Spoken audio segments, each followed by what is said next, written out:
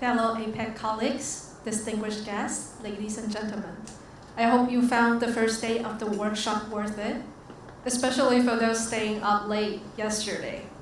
So thank you once again for joining us, and let us begin by reviewing some key points from yesterday's speakers.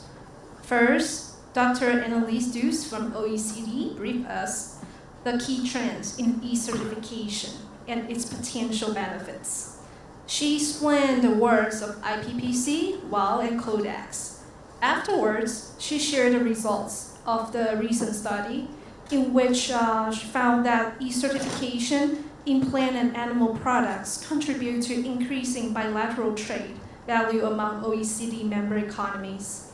She ended by bringing up some challenges and providing recommendations on how to move forward to expand e-certification to more areas. Second, we have Mr. Tang Kai Wang introduce us to the eFIDO solution and how it works and how to join. Then he spoke about relevant WTO activities, documents, and SPS-related sources. Finally, he urged the facilitation of knowledge sharing in this regard, and expansion of eFIDO solution beyond plant products, also the extension of its system to other global players. And third, we had Eric Boser, a global expert on veterinary e-certificates. He shared with us his experience in being involved in bilateral negotiation of the Netherlands with China and Russia Federation for e-certification of dairy products. And he emphasized that having e-certificates is not difficult, but going totally paperless is more challenging. He also shared his ideas about standard setting for veterinary e-certificates. So in this regard, he emphasized the need for cooperation among different competent authorities, international bodies, and the private sector player involved. Finally, he also shared his latest work in progress with WOW on data modeling. Fourth, we have Mr. Sen-Wan Lim. He advised the UN on paperless trade, spoke about promoting wider adoption of e-certification or trade facilitation in Asia Pacific. He understood the importance of political commitment and stakeholder onboarding, intergovernmental cooperation through treaties, and optimizing business model when adopting e-certification. Then he shared some emerging technologies such as blockchain. And finally, he left us with some sources on best practices for paperless trade. And following with the four speakers, they talk about specific application of e-certification in Australia, Japan, Thailand, and Chinese Taipei. And they share how their respective economies plan, developed, and negotiated test and eventually roll out of their own e-certification system, or connect with how they connect with the eFIDO hub. So we look forward to another fruitful discussion this morning and the active participation of all of you. For now, without further ado, let's move to session 3, experience sharing on alternative measures. In this session, we will have 3 speakers, and each speaker will also have 15 minutes to present. And after the speech, if there's some time left, the moderator will open the floor. And so for the speakers, we will play the PowerPoint from our side. If you would like to turn to the next page and move forward, just let us know. And please remember to turn on your camera and your microphone when you're going to speak. So now I would like to introduce the moderator for this session, Director Wanru Li, from the Planning Division of BAPHIC Council of Agriculture of Chinese Taipei. So Director Li, I'm going to hand the floor to you. Thank you. Good morning, good afternoon, and good evening, distinguished speakers and participants. I'm very pleased to serve as the moderator for this session today. The session will touch upon experience sharing on alternative measures such as QR code, or an official website that we are able to verify or equivalent to e-cert or paper certificate. Our first speaker is Dr. Kenneth Lee. His topic today is APEX survey results on the application of electronic certificates and alternative measures. Dr. Lee is a postdoctoral fellow in Academia Sinica's Institute of Economics in Chinese Taipei. He received his PhD from the University of Hong Kong in the Department of Real Estate and Construction. His current projects include farmland zoning, floating photovoltaic system, and food loss and waste. His research field also includes land use policies, property rights, economics, neo-institutional economics, development economics, and sustainable development. I now hand over the floor to Dr. Lee, please. Thank you, Director Lee, for that kind introduction. Good morning, everyone, and good afternoon, good evening to those in the other parts of the globe. I'm just here to report the pre-workshop survey. I think some of you replied or gave us responses to that. Thank you very much again for your cooperation. And I'll try to keep within 15 minutes. If I don't finish or if I don't cover some things, there will be a report. Hopefully we'll make that available to you pretty soon. Yeah. And first off, so this is the survey. And before that, I'd like to give some background about yesterday and today's seminar. As of last Friday, there were around 143 registrants. And remember, when you registered, we asked you, have you heard about eFITO or GENS? Or do you know about your economy's own e-certificate? And around close to 1/3, 28% said they hadn't heard about it. So hopefully these 2 days helped you to get some introduction about eFITO and GENS and all other things about e-certification. And then around close to 40% said they don't know whether their economy uses eFITO, GENS, or other types of e-certificates. So hopefully, again, this day's seminar will help you understand more about this. So let's dive into the survey. There were about 15 respondents from 12 different economies. 15 respondents because some economies prefer to have 2 responses, one for the animal, one for the plant. And then out of these, just to give you an idea about the range of different respondents, this is by number of economies. Remember, there were 12. So 4 out of 12 economies said they are not using e-certificates. That's the orange part. And then the blue part are those that use e-certificates. Now on the leftmost, on the middle rather, 2 economies only use animal e-certificates. And then on the right part, you have people who use both plant and animal e-certificates. And 5 of those 6 use eFITO. So one of them is not an eFITO user. So just to give you an idea about the respondents from the survey, and there were different parts. So let's first go to the part where we asked economies about their existing e-certificate systems. First is multilateral. Mind you, we did not distinguish between multilateral and plurilateral in this case, just to make it more simple. As you can see, most of them have none. None includes both those who do not have e-certificates at all and those who do have e-certificates but only bilateral, so they don't have multilateral. As you notice, there are 2 others there.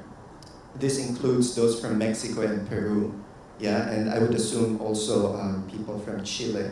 Chile and Mexico, and I would assume Peru as well, because this is about their single foreign trade window, or VUSE, Ventanilla Única de Comercio Exterior. So both for 4 different economies, they have interoperability of phytosanitary e-certificates. This is only for eFITO, but they're now developing the same system for veterinary e-certificates. If you remember yesterday, Ms. Duz also talked about single windows in developing e-certificates for veterinary purposes. So hopefully this will contribute to that. And some other countries are still developing. Now, For bilateral veterinary first, there's not much here. First, you notice that most of the existing bilateral veterinary systems are with Australia and Korea, and then the rest follow. So let me go to the next one, which is phytosanitary. Again, nothing much. Most are with non-APEC. Now, if you put them side by side, though, you will notice very clearly that the bilateral partners with regard to veterinary e-certificates is much more in terms of diversity of economies compared with phytosanitary. And that again gives us the idea that because there's no multilateral or very few multilateral veterinary e-certificates, that's why there are a lot of bilateral e-certificates. So that drives home the point of the need for multilateral platform in that regard. Now, when we ask them why they have both multilateral and bilateral, in fact, one of the reasons is that there's no veterinary e-certificate. That's why they had to go through bilateral, like the US, for example. They would prefer multilateral. For phytosanitary, everything is through the e-phyto. But then for veterinary, it would be difficult. That's why I think they're developing now through e-phyto to have a veterinary portion there. But then other reasons include having to negotiate, exchange e-certificates with non-IPPC members or those that are not using e-phyto. These two are different because not all IPPC members are users of e-phyto. So e-phyto so far still needs to kind of expand the membership of users, the access to the system. So that's why even countries who are already members of IPPC, they want to, of course, exchange e-certificates with others that are not users of e-phyto. They still have to do that. And so that's why they have both multilateral and bilateral. Now, going to alternatives, there's a bit of caveat here. When in the survey we said alternatives, yes, there could be alternatives during COVID-19. But then some of them, like the QR codes, online databases, they might have been there even before the pandemic. So they were not alternatives during the pandemic, or they were not alternatives to e-certificates because some of the economies that replied did not use e-certificates. They were rather probably alternatives to the paper-based certificate. So there's a bit of caveat there. And some of them, as I will explain later, are actually side-by-side with paper certificates because the QR codes and the online databases, they were used to verify the authenticity of paper certificates. So if you look at the two graphs first on the left, most of the economies said yes. During the pandemic, they used QR codes, plain paper, but most of them actually still require that the economies, the exporting economy, should submit the original, and much more so with plain paper, as you can see. Very few economies said yes, but they don't need to submit the original, so very few. So that gives us an idea that plain paper is still not considered as original. And then the QR codes, online databases, a bit more economies said they are willing to just accept that and no need for the original. But as Matthew Moore yesterday said, these e-cert websites are just stopgap solutions, short-term solutions during the pandemic that should, after this COVID-19 thing, move forward towards a totally paperless e-certification. Now, most of them said yes, they will continue after COVID-19. And it's the same with the veterinary e-certificates. There should be no reason why I think they should be different if they come from the same economy. So next we asked them about policies for photocopy certificates. Sorry for the confusion. I think when we made this question, this was meant to be understood at face value. So photocopy means photocopy. But based on the open-ended questions, I think some of the economies understood this as scanned copy or non-original copy or copy of the certificate or even an image, a photograph using the phone and then using that image as a certificate. So I think all of that can be understood within this question, although originally it was meant really to be taken at face value. Looking at this though, you see that most of them are not applicable because most of them do not accept photocopy certificates, only as an exception.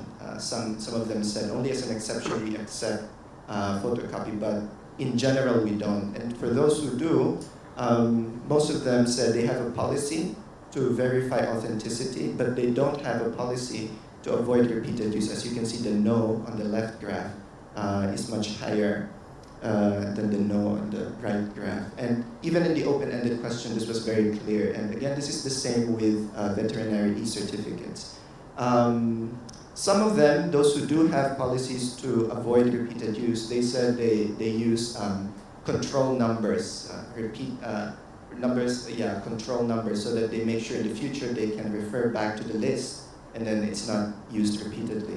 And then as for authenticity, most of the economies in the open-ended questions they shared, I think most of them, it can be fairly said that email exchanges with the exporting economy, just to verify whether or not the certificate photocopy is authentic. And some of them said the exporting economy has to send first a kind of format before they will accept photocopy in order to verify the authenticity of the same. Now, there are more things, but maybe because of time, you can just look at the report. Hopefully, again, it will be made available pretty soon. Now, we go to prospects of e-certificates. Basically, we ask them about their willingness to negotiate, knowing that some of them still don't have or still require exchanges with other economies. So first we ask them again, are you willing to establish multilateral e-FITO? And 12 of them said that they are willing to negotiate IPPC e-FITO. And what's surprising about this answer, this is by number of respondents, not economy. So half of those respondents who said they are willing, or their economy is willing to negotiate or enter IPPC e-FITO, are already users of the e-FITO. So why do they still have to say this? So one understanding could be that, like Australia, for example, I think they can receive, but they cannot send through e-FITO. So they still need to develop or expand their system to be able to do both. And I think this would be the same for other economies. That's why they still checked IPPC e-FITO. But another understanding would be that users of e-FITO are willing to expand the use or the access of the system to other non-IPPC members. And that's why they're willing to do this. In fact, when you look at the others, there are 2 of them. Again, this would come from Mexico and Peru. And again, they said, yeah, we're willing to negotiate multilateral e-FITO for the single window, the one that they already have. And so that means that they are willing to expand, right? So, and then one respondent said, no, we are not interested. And willingness to establish bilateral e-certificate. I won't burden you with going through all the numbers, obviously. That's why I put them side by side. But the main point here, if you look at the graph, is that all the 21 member economies of APEC and even non-APEC members are represented. And like earlier, the earlier question, the earlier pie graphs that I showed you, those are existing bilateral agreements. And not all the APEC member economies are represented there. But you can see that there is a general willingness. Everyone is willing to exchange e-certificates, FITO and veterinary certificates with everyone. And so across the board, except some respondents said they're not willing, but very few. Most of them are willing to negotiate. So that's a very clear sign among the respondents, at least representing their economies, that they are willing to have e-certificate exchange systems with other economies. Now, if we go to the challenges, there are 2 parts, or 3 rather. The first 2, we ask first those who do not have. So for those who do not have e-certificates, they mentioned, so we asked them, so what are the reasons? So these were the choices given. And most of them said, no, we're in the process of developing. To show that, all these reasons, not being an IPPC member, compliance problems, difficulty in setting up a system, they do not deter any economy from going for it, endeavoring to develop an e-certificate system. Well, one said the lack of funds and resources, That's something that also yesterday several speakers mentioned because e-certificates require a lot of planning and analysis. But invariably, they are now in the process of developing, so that's a very good sign. Now, for those who are already using e-certificate exchange systems, we asked them what are the main challenges. And well, as you can see there, most of them said lack of funding and resources, difficulty in setting up a system. I would like to highlight that those who said not an IPPC contracting party, again, some of them are IPPC members. So why did they do that? Why did they still tick this? They are members. So basically, it's the understanding is that because they still have to trade with non-IPPC members, so this is still a challenge for them, even though they themselves are already members. Okay. So and those who are not willing to negotiate, remember we asked them. Again, overwhelmingly, it is not applicable. And why? Because all of them are willing. Most of them are willing, rather. And those who said they are not, this is mostly for bilateral e-certificate exchanges. It's because of lack of funding, again, and difficulty in setting up a system. So, okay, that's a short summary. Hopefully, the report will be available to you soon. Thank you very much for your time. Thank you. Thank you, Dr. Lee, for your informative summary of the APEC survey. It gives us a broader and clear picture of the application of e-cert and alternative options of at least 12 APEC economies who responded to the survey. Also, by analyzing the choice of multilateral or bilateral e-cert systems or alternative measures, we are able to look at their pros and cons and challenges member economies face.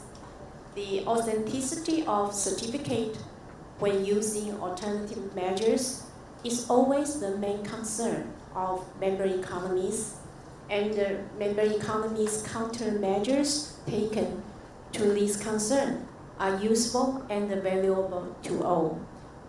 Thank you once again, Dr. Lee, for your insightful analysis.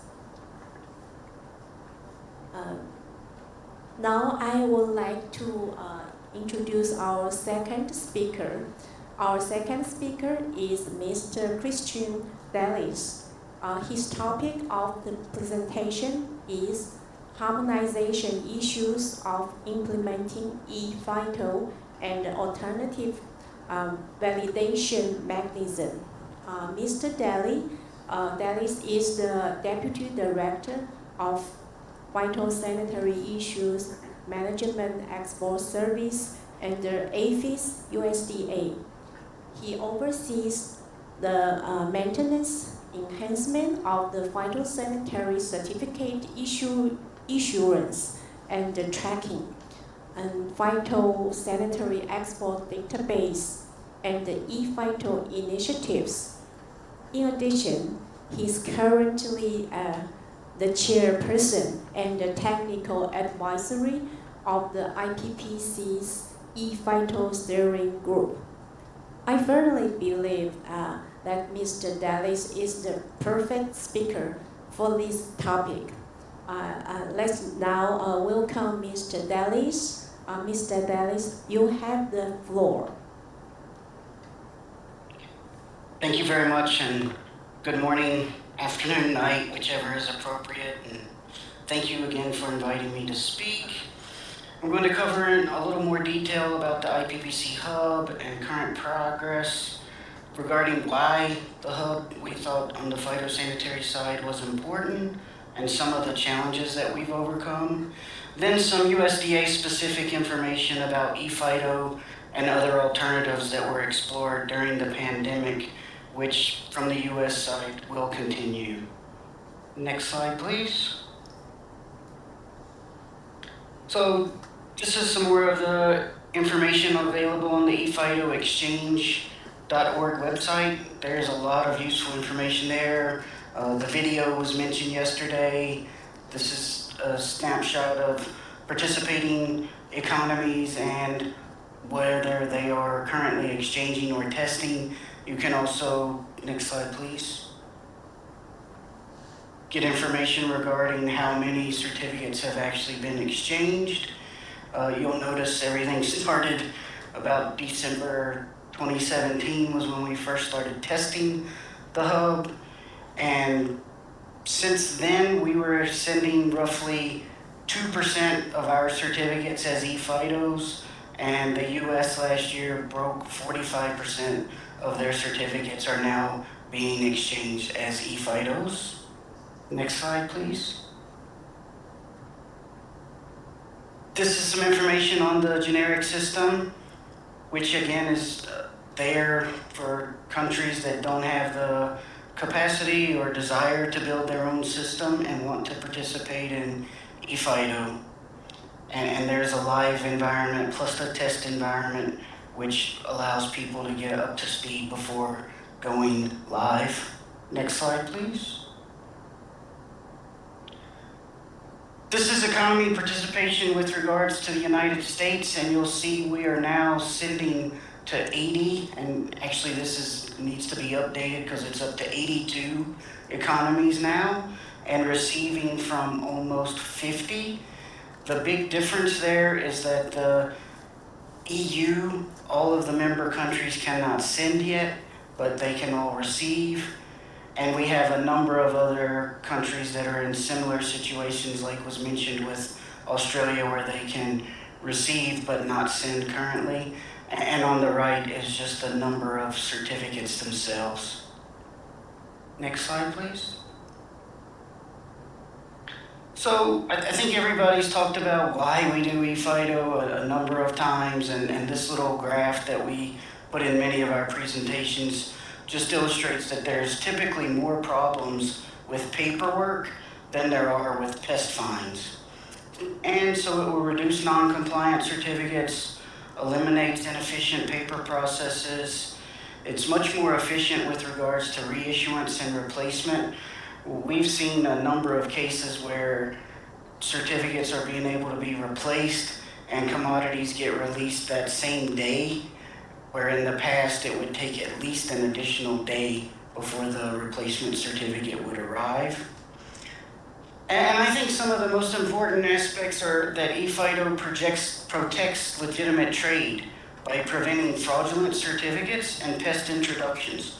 We have already had 3 cases where shipments were stopped because the foreign economy could not locate the eFIDO, and the reason they could not locate the eFIDO is because it was fraudulently created.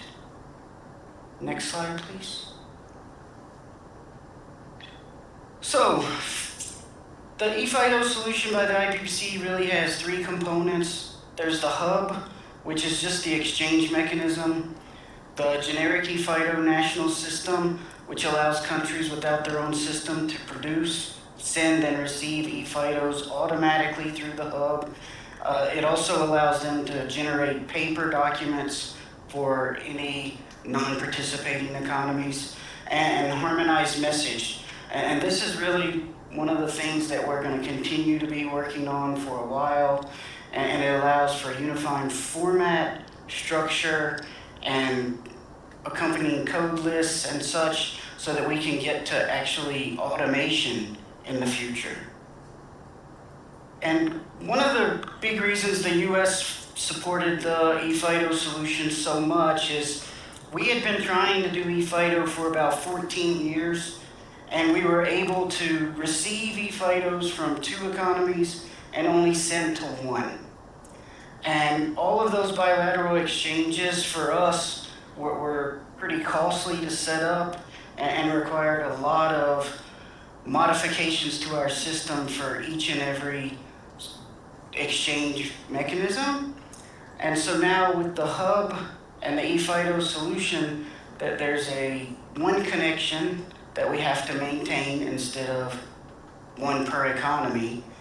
And probably the other part of the hub that doesn't get mentioned enough is that it does have a validation tool that can automatically let you know if the certificate you sent passes what is expected through the IPPC mapping. Next slide, please. This is just a pictorial representation. You can use the GINS or your own system to send through the hub. Next slide, please. This is just a 3-minute video that you're welcome to go to the eFIDO Exchange website to view. Next slide, please. And I guess here's really where the nuts and bolts come. This is an eFIDO. And what we found is even though there was the UN CFAC standard, with every country we had to renegotiate what the appropriate entries were for each field. And then we would have to set up an individual way to read those messages for that particular economy, and it would just have to be repeated each and every time we tried to set up a bilateral exchange. And in our experience, like I said, we had spent about 12 years and could receive from 2 and only send to 1 because they couldn't make the changes on their end to receive from us. So the big part of eFIDO and why the IPPC hub does work is the mapping. And Eric mentioned this yesterday. Frankly, exchange is easy, but coordination of the data and the mapping of the data and hopefully having it in a reusable format for each and every economy you want to work with is the key. And it took us about 5 years to develop the eFIDO mapping, which was flexible enough not to require economies that already had a system to completely start over, but also applied some rules for what the appropriate entries are for each and every field. And frankly, everybody had to do a little bit of tweaking so that their system would work with the hub. Next slide, please. This is that same eFIDO, but in its traditional format on the left, and the format that we now digest every eFIDO we receive in. And it's silly, but it's one of the items that we've seen as a real benefit, because now that all the eFIDOs that we receive are in a standardized format, it leads to much faster and rapider document review for our inspectors at the port. Next slide, please. Here is a snapshot of our system, and I just wanted to point out a couple of things here. The top part is our incoming certificates as we receive them. We automatically repackage them and send them to our Customs and Border Protection officials. So once an economy can send us an eFIDO, as long as the importer has access to the certificate number from the exporter, then we don't need paper certificates anymore. And on the outgoing side, we had to make a change so that it was transparent to our exporters when an eFIDO was sent to the IPPC hub and when the eFIDO was actually pulled down from the hub. Now there's a number of other things that we've had to do within our system based on eFIDO. We realized that for paper certificates, many of our certifying officials or exporters would, potatoes is a great example, they would indicate that it was tubers on one FIDO and vegetables on another. And they would have different requirements, but when we went to eFIDO, because behind tubers there's a code that says it's for propagation, and for vegetables it says it's for consumption, we had to shift all of our exporters to using it appropriately. We also spent a lot of time cleaning up old lists and trying to make our data more formatted for exchange. And our PSIP system, when we first developed it, it was very open and allowed a lot of space for people to enter other and type in any information that they cared about. And so we've taken the time to remove those other lists and now have a lot of administrative tools so that my staff can put in any information that's needed. So I think the key for eFIDO really has been cooperation. We constantly work with the trading economies. We do a lot of testing and troubleshooting. From the US perspective, we are already paperless with a number of economies. And for when the pandemic started, particularly, there's a number of economies that weren't ready for eFIDO, and it really accelerated the uptick of eFIDO, but many economies weren't ready. So we developed a couple of things from our side. We do have an external website that anyone can access if they have a paper in hand to validate the authenticity of a document. We also included QR codes on our phytosanitary certificates that take you basically to that website. We also developed a mechanism where we can email all phytos to a particular economy upon issuance directly to a centralized email account. We've also added an indicator to our paper phytos that if they are or were sent as ePhytos. And on the alternative validation mechanisms on import from the US perspective, we accept them all, QR codes, websites. We made permanent the acceptance of plain paper. We will request confirmation on plain paper certificates if there's something questionable about them when they're presented.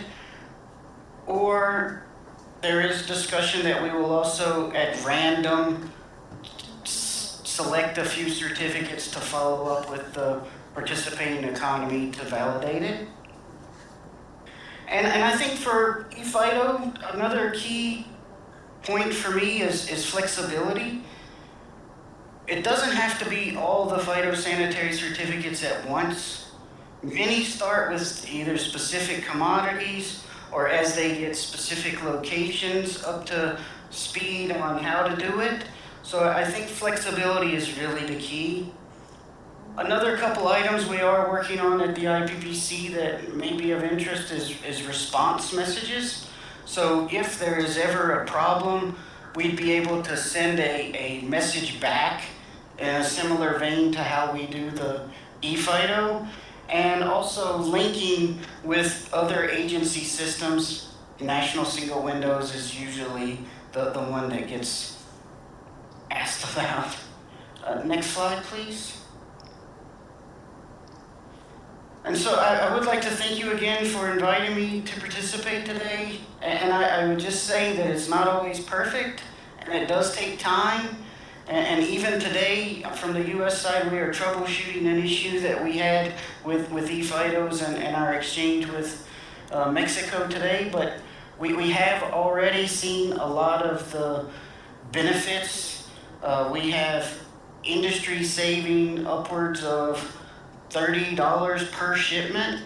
And on the US side, consider we issue 680 to 700,000 phytosanitary certificates a year. It's a tremendous cost savings to industry.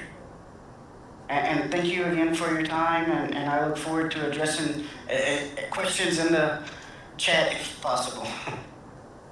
Thank you, Mr. Dallas, for your comprehensive presentation on the ePhyto progress. It reflects a considerable success of ePhyto in place among IPPC's contracting parties. Also, the benefits of ePhyto in flexibility, you mentioned, and reducing non-compliance certificates, eliminating inefficient paper process, reducing loss of commodities waiting for clearance, preventing fraudulent certificate as well as past introduction.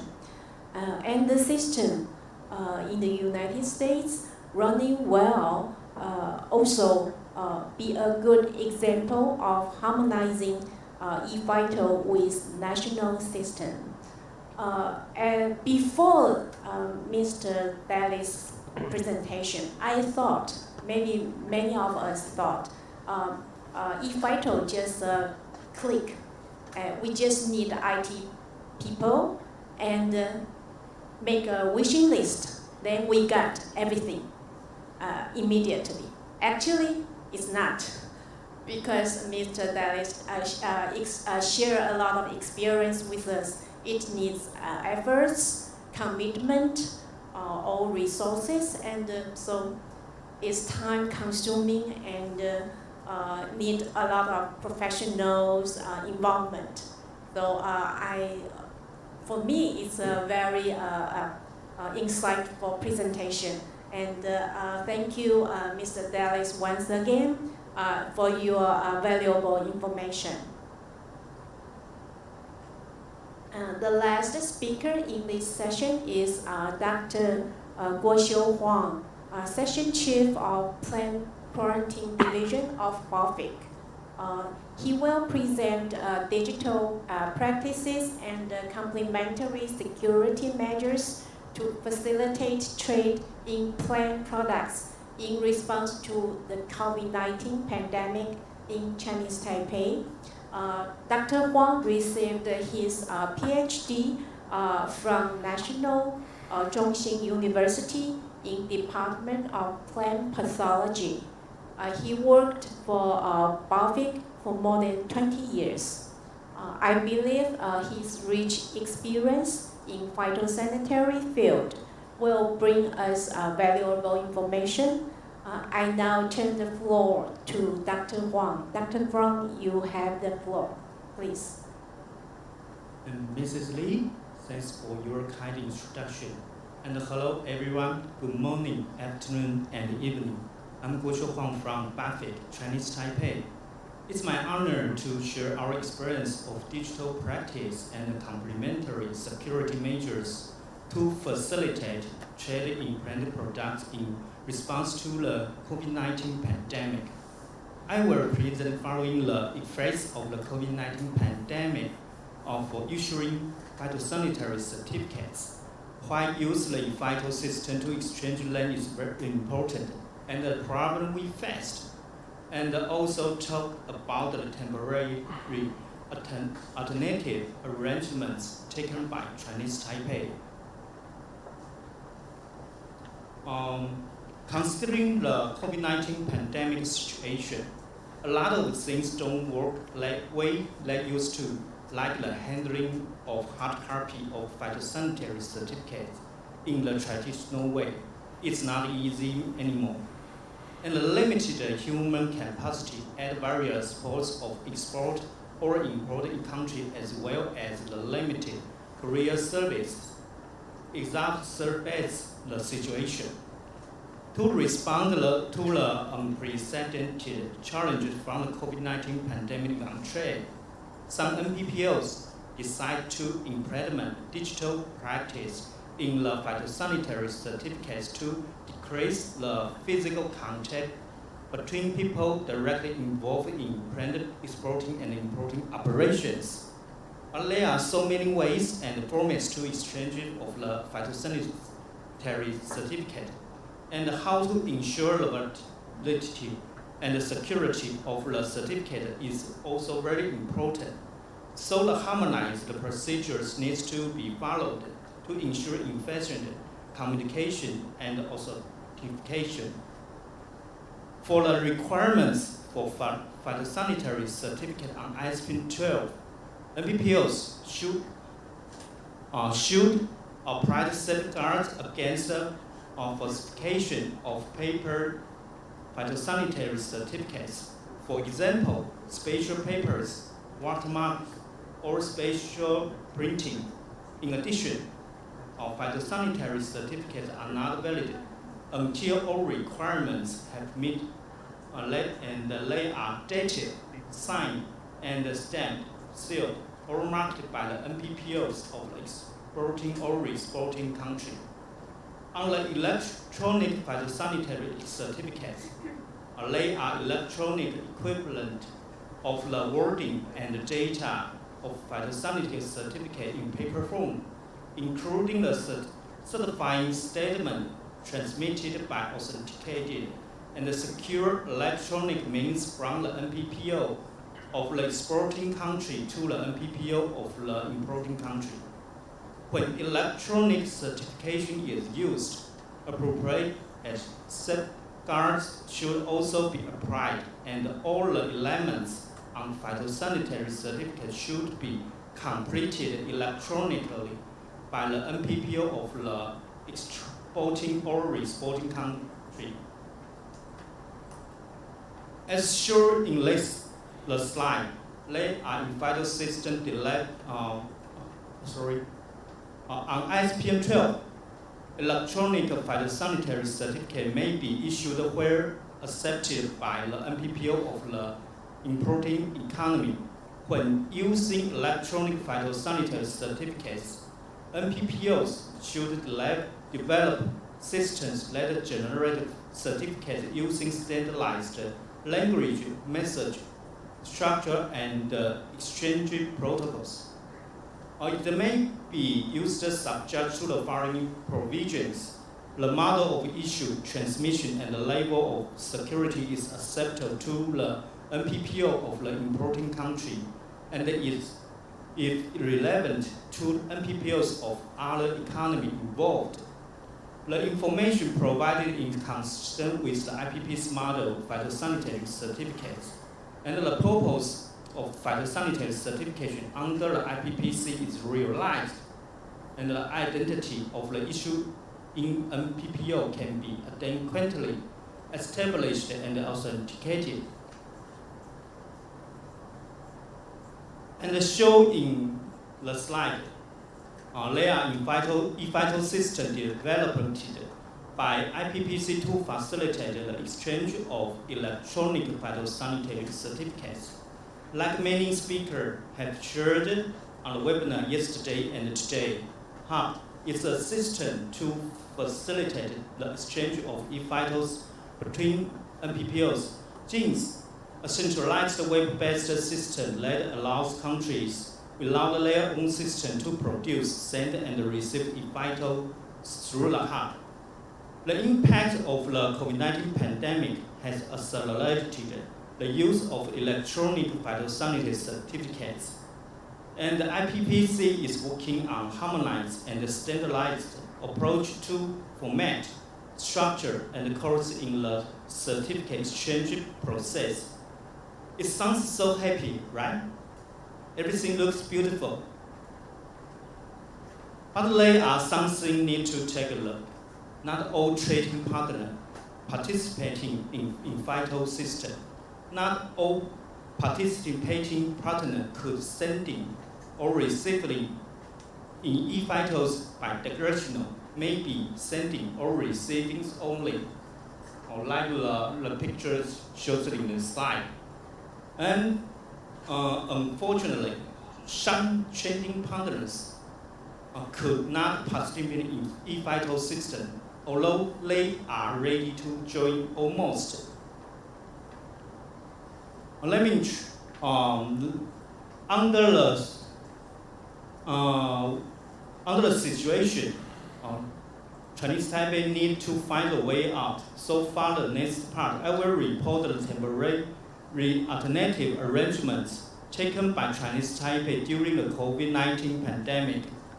Imports of goods subject to veterinary or phytosanitary inspection are allowed with a copy of original veterinary or phytosanitary certificate with imported consignments in line with the following alternative guarantee options.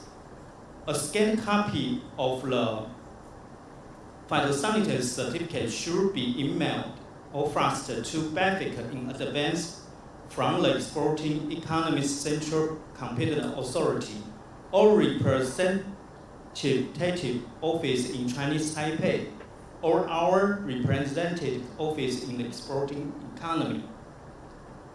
Second, if the exporting economy's certificate features a quick response code or an official website which provides complete detail of the cargo or electronic copy of certificate, it can be exempted from the prior delivery of the scanned certificate to BAFIC, as mentioned above. and the important should pledge to submit the original veterinary or phytosanitary certificate in a timely manner to temporarily fulfill the quarantine requirements of Chinese Taipei. Once the original certificate is submitted to BAFAC, the import case is closed. For example, the NPPO of Brazil sent the phytosanitary certificate with QR code to the contact points of Chinese Taipei by an email. We could scan that and get detailed information through the system. In addition, if the reading of the QR code fails, the authenticity can be consulted manually through the official website and add the certificate number and the access code available on the phytosanitary certificate to verify its authenticity. And for another way raised by South Africa, the NPPOs of South Africa will provide the original phytosanitary certificate with printed on normal A4 blank paper with its stamp and its sign. But they are probably fast. Do it complete the ISPN 12? Not use special papers, no special printing, no original sign, and no original stamp. How to confirm the authenticity of this certificate, and it will not be reused. So after the joint efforts of both economies to consult, the NPPOs of South Africa will provide the phytosanitary certificate with weight stamp and weight signature with which by the inspector to confirm the authenticity of this certificate, and the letter will not be reused. Also, let me take a conclusion of my talk today. For time and cost saving and security reason, it's a trend to accept digital exchange of electronic phytosanitary certificates through the e-Phyto system, a government-to-government sharing of electronic phytosanitary certificate. Digital practice and the complementary security measures will be facilitated trade in plant products during the COVID-19 pandemic and after. For those participant partners who sending or receiving e-Phytos only, or those who could not participating in e-Phyto system, the NPPOs should cooperate with each other to solve these problems together to reduce the risk of biosecurity. I believe it will lead to safer, faster, and cheaper global trade if we collaborated together. This is my talk today. Thanks for your attention. Thank you, Dr. Wang, for your informative presentation. That indicates in the COVID-19 pandemic context how Chinese Taipei works without e-Phyto by alternative arrangements and the challenges facing that need to be resolved to maintain the trade flow of agri-products continuously. Further and closer cooperation and the building up trust between competent authorities involved of trading partners are vital and will benefit all stakeholders and consumers as well. And we look forward to this among APEC member economies. And now I think we still have some time for Q&A. Since we have only 5 to 6 minutes left, I will take 1 or 2 or 3 questions online or in the chat box. Now floor is open. Firstly, I will present one question in the chat box. It says, how can one verify the authenticity, originality of a certificate printed on plain paper and avoid it being repeatedly used. Are QR codes or electronic signatures on paper certificates good enough to verify authenticity or detect forgery? May I invite Mr. Dallas? Would you like to respond to this question? Yeah, I started typing in a response, thank you. And some are easy because there's other identifying features on the phytosanitary certificate, such as container numbers or lot numbers, which then aren't easily replicated, at least within a reasonable time frame, right? If they try to reuse something that was originally issued a year ago, it's easy to catch, but I think it's using the additional information that's on the certificate. But some are more difficult, and some of it is a matter of trust. That's why the reuse of it is the hard part, but definitely understanding that it's valid is easy. If you don't mind, I would like to add one thing that I didn't mention earlier as well. And I know that the goal for many of us is to get to paperless. And for us, we've seen that paperless is great. However, our industry partners, in order to facilitate trade, still need the certificates for other purposes. So, from our perspective at least, again, once we've issued a certificate, the industry members always have access to copies of it or whatever that they can print for their purposes. So I think that's an important consideration for everybody that's pursuing eFIDO. Thank you, Mr. Dallas. And the floor is open. Is there anyone who would like to raise your questions or give us your comments right now? Well, I see. Mr. Dr. Huang, would you like to answer or comment on this question?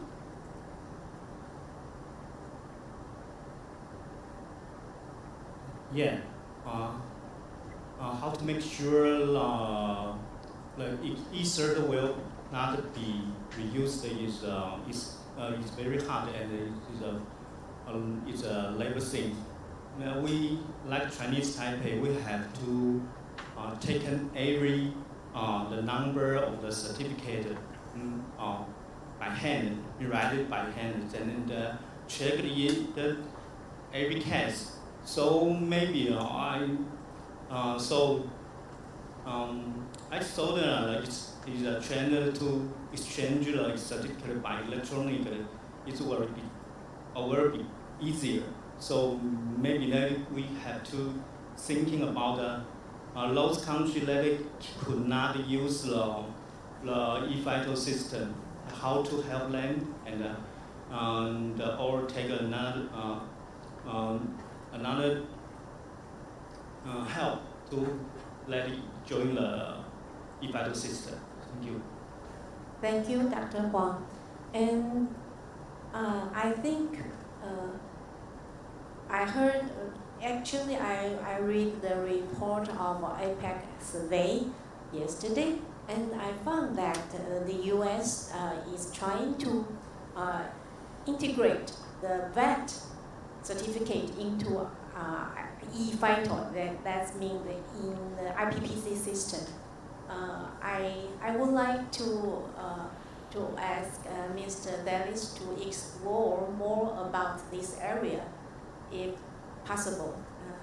Would you like to answer this question, Mr. Dallas? I will try.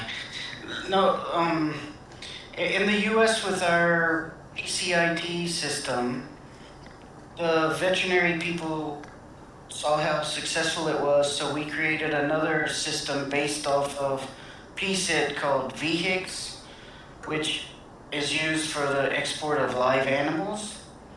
And they've worked with the IPPC to create a separate connection so that if a certificate was destined to the hub that was a veterinary certificate, it would go into the VHIC system as opposed to the PSIT system.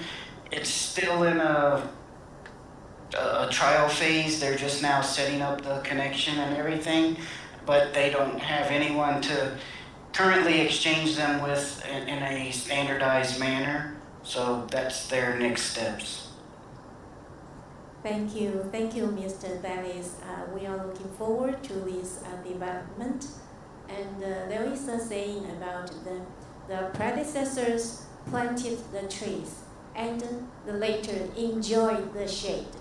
I think the pioneer like USDA or Mr. Dallas in IPPC, they are the predecessors, and the followers like us, and we will enjoy the shade under the tree. So I would like to thank all the efforts that APEC member economies involved in this development and the progress. And also I'm pleased to announce that we close this session. And I would like to thank the three speakers. They have very good time control. Thank you. Turn to you. Thank you very much, Director Lee, for moderating this very comprehensive session. And let's all thank the speakers for this session again. So now we are going to proceed to the session for APEC Member Economies Report and Information Sharing. And we're very thankful that there will be a total of 6 volunteer member economy representatives from Australia, Chile, Malaysia, Mexico, New Zealand, and the United States that will share their e-certification experiences with us. So the presentation for this session will go in alphabetical order of the name of the member economies.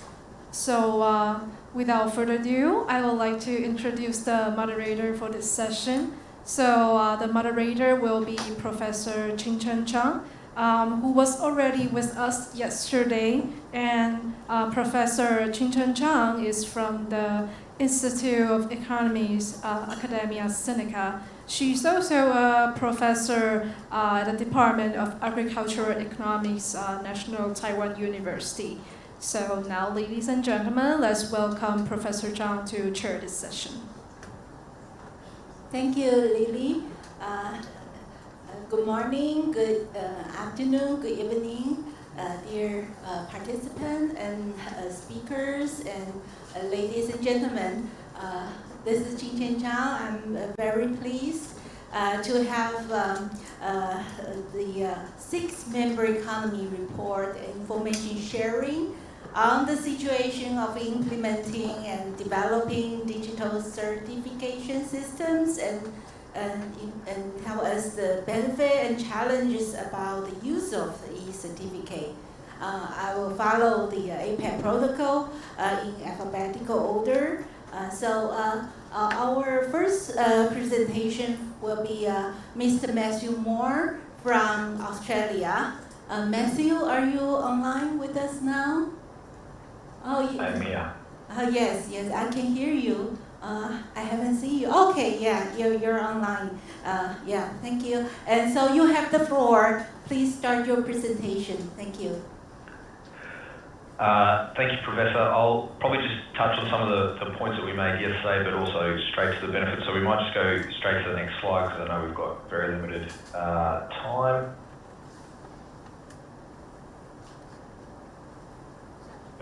Next slide. There we go.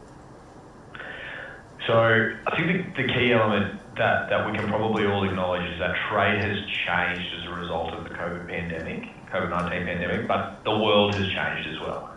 And what we've seen is the different clearance points, whether it be the use of websites, which should be an intermediate step to longer term, paperless, scanned copies, QR codes, whatever that may be, but a real drive and an impetus to go forward and get electronic certification and paperless trading.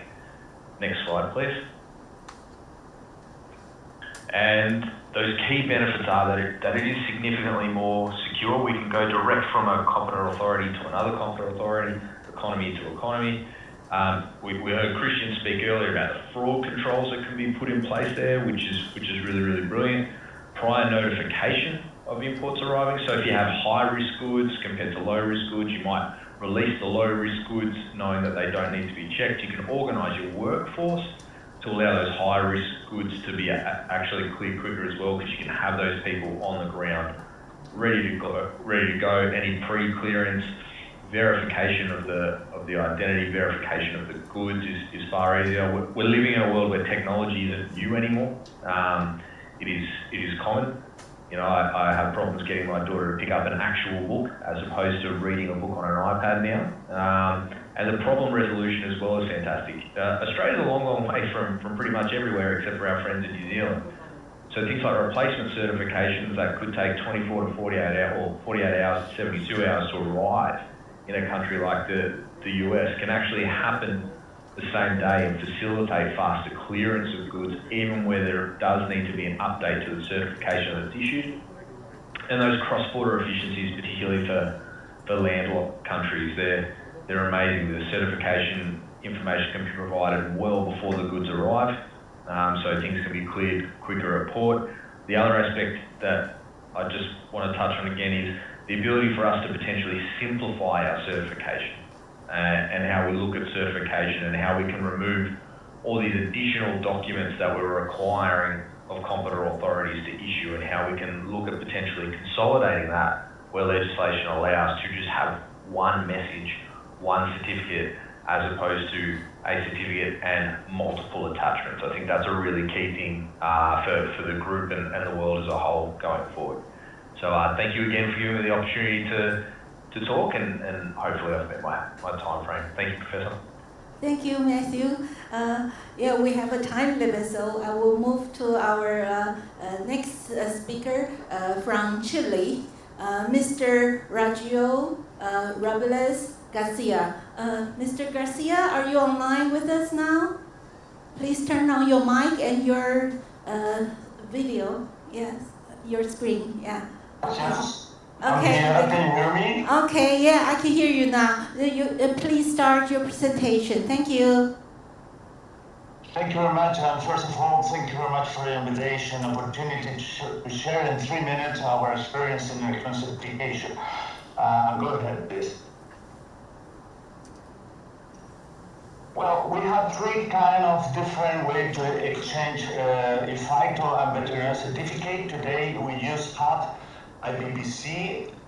We use CMS, that government to government directly, and we exchange by a single window in Pacific Alliance economies. We exchange. We receive our message from our own system of animal certificate multi-exe, and multi-port is for FITO. At the same time, we receive XML message from other service in Chile of the aquaculture product. We send veterinary certificate from aquaculture to other economy too. Next, please. That is something like our situation, current situation in FITO. We now exchange by electronic certificate, FITO certificate around 71%. For the different countries, we have here other countries that we don't have electronic certification, and of course will be our pass in the next slide. Next, please. We have 3 kinds of FITO certificate. This is our statistic. We have a 71% of electronic FITO certificate, but at the same time, some economies accept digital certificate for us, paper with QR code. 90% of our certificate in this is in this way. And finally, we maintain paper with 5% of our economy's destination. Next one. We have the same information for social sanitary. Our statistic that 20% of all our certificate and animal certificate, 20% today is an electronic way, and we send to China, Russia, and Belarus. Next one, please. Of course, what we think that we need to improve in our system, of course, support and improvement in our system through a strong institutional structure. We are thinking in a new structure to support when we are in 100% in paperless. Therefore, we need to improve. At the same time, enhance the communication channel for our stakeholders through the system. We want to share all this data, XML, all our experience for the rest of our user. Which alternative we use in COVID pandemic situation? Of course, we use FITO, was important for us. We start to exchange in a hub IPPC system in 2020 with Argentina, and was a very good experience until today. And at the same time, we send information that we replace the paper for a new way of certification, paper with QR code, and no all the world accept that, but the mostly of the country, the economy, yes. Please, next.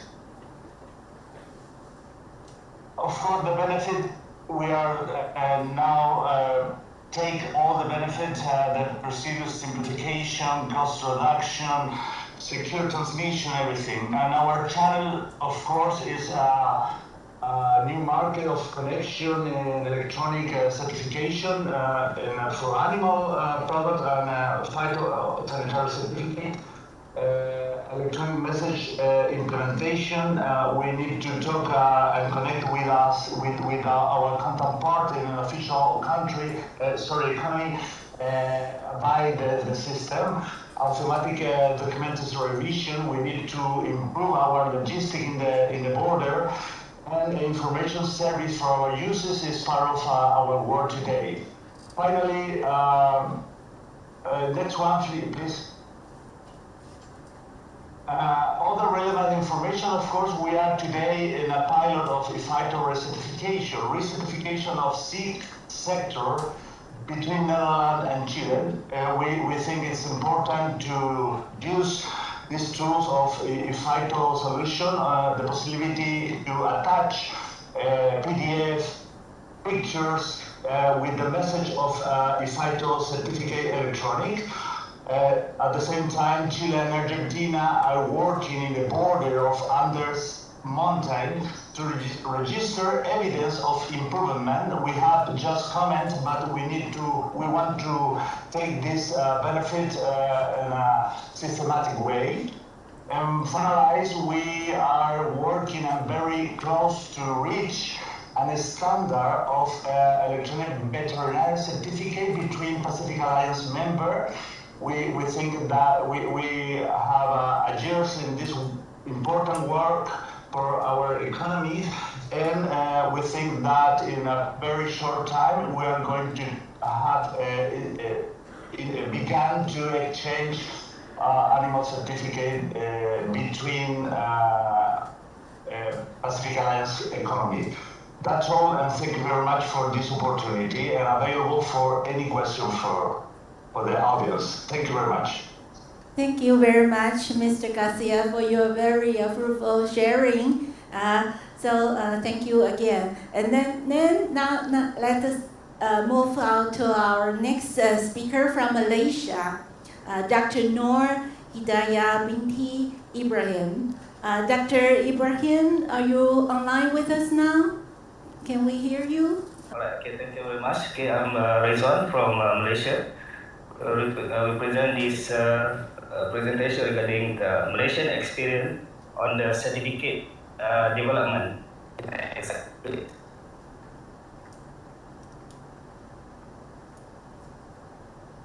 Okay, so in Malaysia we have agency in charge for electronic certificate in Malaysia. We have 4 agencies currently, which is DBS for Focal Agency on Animal Health, DOA for Focal Agency on Plant Health, and we have also Marquis, which is responsible of issuing the export and import permit, and also the inspection at the borders in Malaysia. Then we also have Ministry of Health, Focal Agency for Food Safety, which is at the process at the border with joint inspection regarding to the food and also meat product. Okay, next slide please.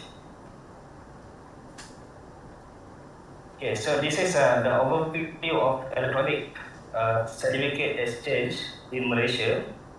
So we have national single windows, which is as you see at the left, the local system. We have multiple system.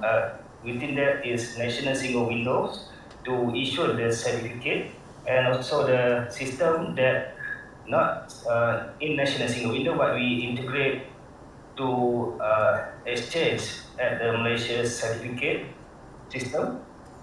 So this Malaysia exchange is connected to we can group to the three grouping, which is multilateral with the eFITO hub, which is currently we are testing with Australia.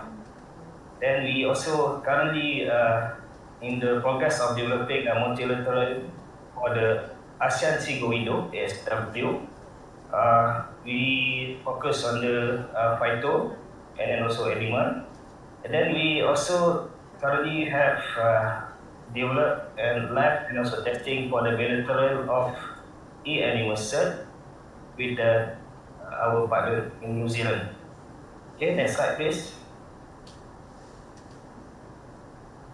So this is the current progress in Malaysia. So we start our first e-certificate system live starting on June this year, 2022, which has been developed with the common function of we try to develop with a single system for both for animal cert and also for phyto cert.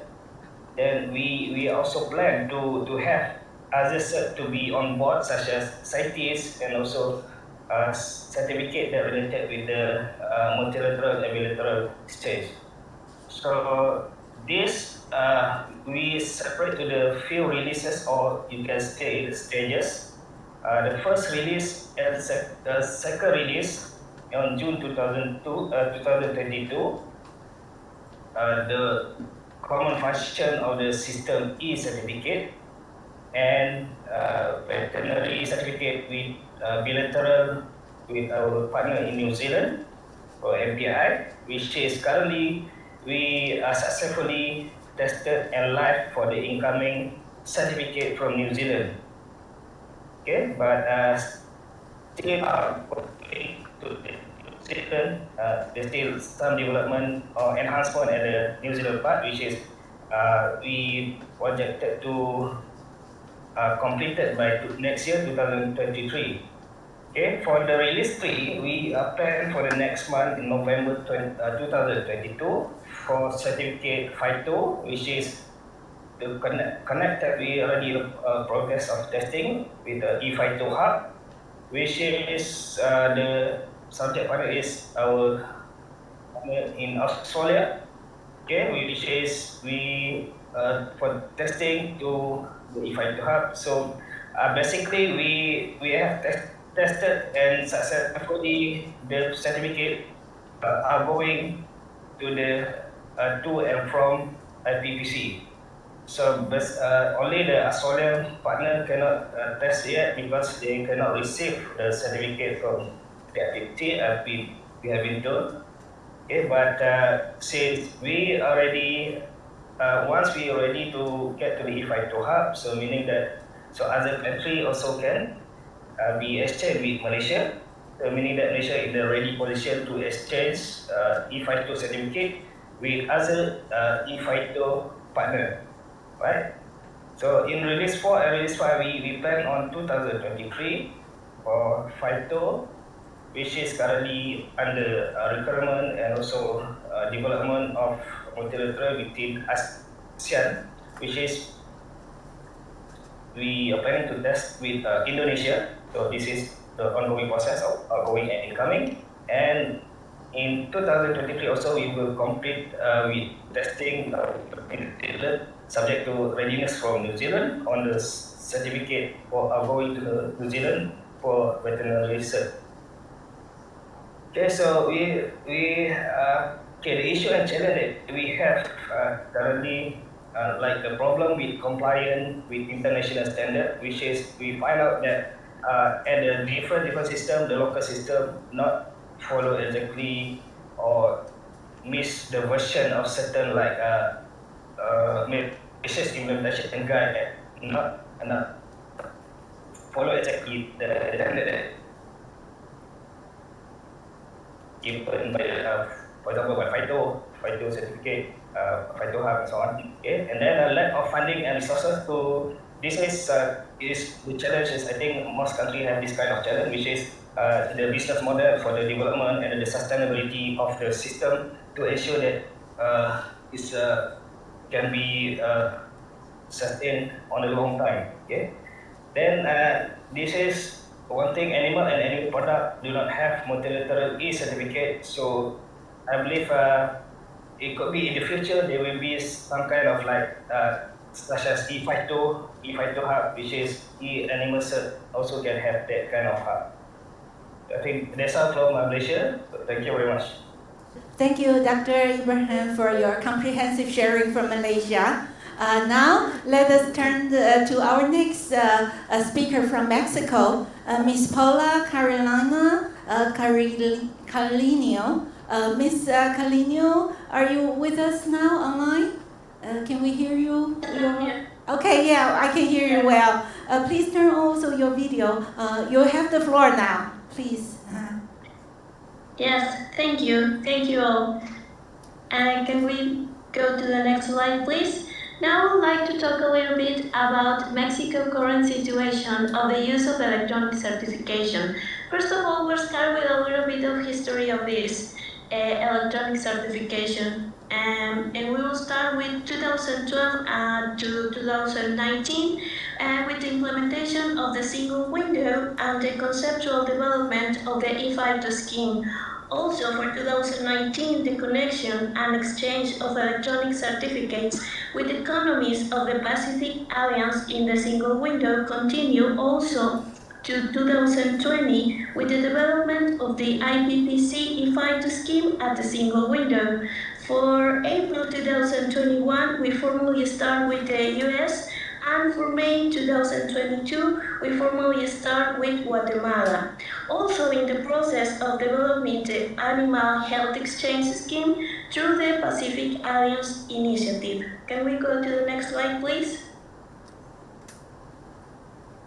How does the E-FITO Mexico Exchange work? Well, basically in two stages. First of all, the generation and transmission of an E-FITO in the hub, and second, with the reception and validation of the E-FITO on the single window. Then we can see how through the government we work this E-FITO scheme, so we can receive and validate all these e-certificates through the single window. Then can we go to the next slide, please?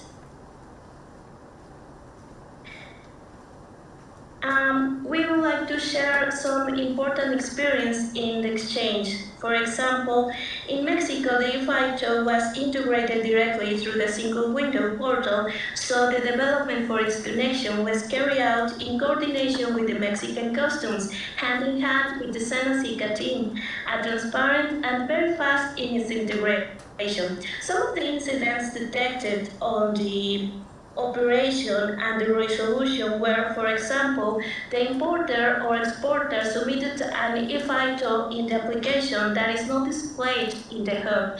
Then what we will try to do is communicate between the economy teams with Mexico for forwarding the e-FITO XML. Also, we have experienced some things with the e-FITO presented different information than the printed CFI. So we try to validate between the contacts of both economies to solve the incidence of the lack of information. Also, sometimes the officer does not accept the e-FITO in the import or export process. So we try to communicate with the officials through operational circulars and try to solve this problem. Also, sometimes there is no electronic communication between the e-FITO hub and the single window, and then we try to review all the phytosanitary certificates of the website of each economy. Also, sometimes we have things with the user presented in the application, a printed CFI, which is generated outside the e-FITO, so we try to coordinate between computer teams of other countries for the generation of this of a new CFI under the hub. And this is a little bit about our experience and that we have presented through these years. And can we go to the next slide, please? And also, I would like to share Mexico contact points. If you have any doubts or you would like to know a little bit more about this information, here are some contacts where you can ask all the questions and doubts that you might have. And that will be all for, thank you all for listening. Thank you, Paula, for your sharing on the connection between the e-FITO and your single window system. Thank you very much. Now let us turn to our next presenter from New Zealand, Dr. Bill Jolly. Dr. Jolly, are you online with us now? Yeah? Okay, we can hear you well. Please start your presentation. Thank you. Cool. If you can, just, next slide, please. Okay, so New Zealand was one of the pioneers in electronic certification. We've been in the business for over 20 years, along with the likes of Australia, the US, and the Netherlands. Our animal products certification system, I'd just like to point out, it's not just an e-veterinary, it does food safety, it does halal, it does organic, it does origin, and it also does compositional assurances. And in future, it may do quota. So we are looking at all types of assurances. Importantly, it's predominantly government to government bilaterally, but it also has the ability to push and in future go through a hub. Importantly, it also has a real-time viewing over the internet, which, as Matt Moore says, is a sort of a temporary validation tool or a trial issue, but it's not something because that's long-term because you do not get the data exchanged. UN CFAC SBS data standard compliant, and then when we get to the plant product e-cert, it can predominantly goes via the hub, but can also do G2G exchanges and will do so more in the future. And importantly, it's not only UN CFAC SBS data standard compliant, but also the IPPC schema. And that data schema is the key difference for the difference between the e-FITO and e-veterinary. Next slide, please. So our experiences of the hurdles, a lot of economies still don't have digitalised port functions. A lot of economies have multiple border agencies involved in clearance. So there might be animal health, there might be food safety, there might be halal, there might be organic or phytosanitary, and there's a lack of coordination. Too many people in the animal products side do not use the OIE or the Codex model certificates. And importantly, for the animal product certificates, there is no standardized schema, so no standardized data mapping. And that's where the IPPC and the phyto world has a big jump on the animal world. Next slide, please. It's important that we realise that the objective here is more efficient clearance of consignments across borders, and so whatever government assured information is provided, we're after the digital transfer of that. So it's not just looking at NPPO or national veterinary authorities or Ministry of Health. We're trying to consolidate where that information is required. So the future is about how we consolidate all that information and then push it through a single window type concept.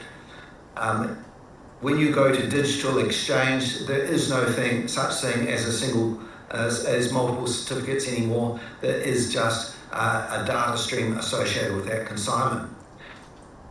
It's not about replicating the fragmented clearance processes that are involved with paper certificates. And so consistent with the World WTO Trade Facilitation Agreement, it's about helping border agencies coordinate their processes and all working off the same macro data set. Next slide, please. So our conclusions, the problem is not about whether you exchange bilaterally versus a hub. Both are technically very easy, and that point has been made by Matt Moore, by Christian Dallas, and by Eric Bosca.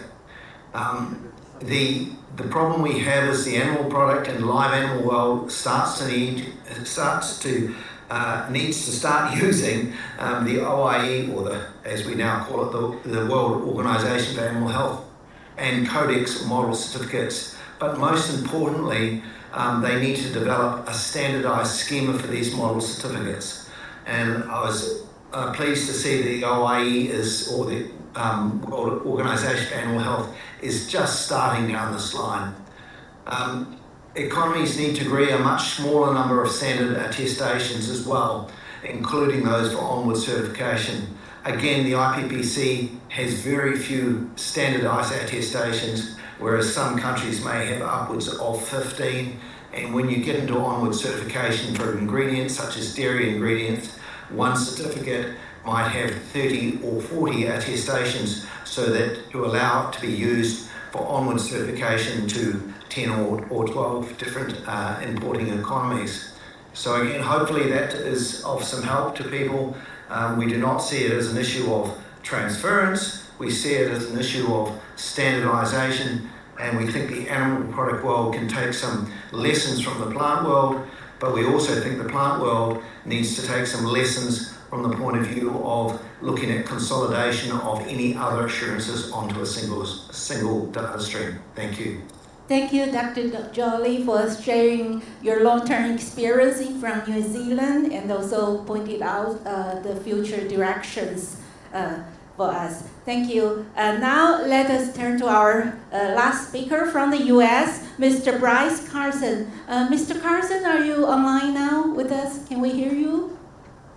Okay. We haven't heard you yet. Okay, now we can see. And okay, please start your presentation. Okay, very good. Thank you. Thank you to our hosts, and thank you to all the participants here, and for the opportunity to share a bit about perspective from my agency, the USDA Food Safety and Inspection Service. I heard from my colleague, also from the U.S., Christian Dallas, much earlier. But I'm going to share at least the perspective from Food Safety and Inspection Service, or FSIS. Next slide, please. So for anyone who's not aware, FSIS regulates the domestic imported and exported meat, poultry, and egg products from the United States. Next slide, please.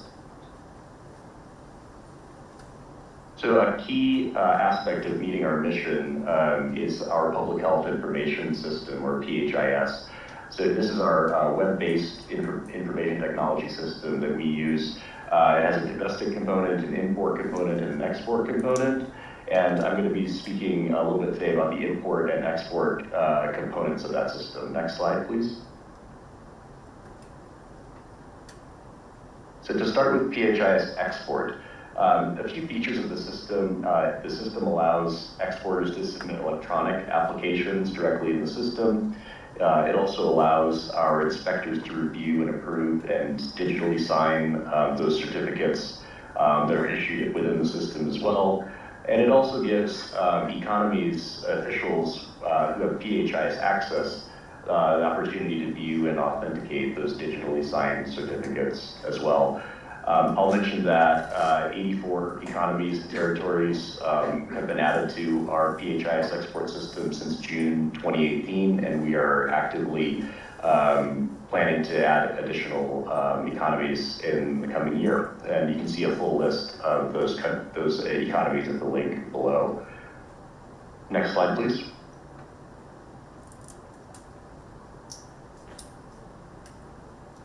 So a few more features of the PHIS export system. The system generates the digitally signed PDF and also permits the plain paper watermark certificate as well to be printed. So this is a certificate some of you may be familiar with for meat, poultry, and egg products, the FSIS Form 9060-5 series.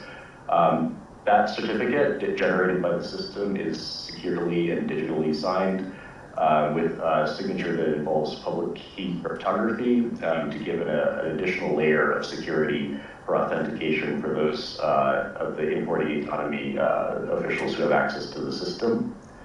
Importantly, for PHIS export, all attestations or information that the economy requires on the importing side is captured in the digitally signed and generated 9060-5 remarks or continuation sheet.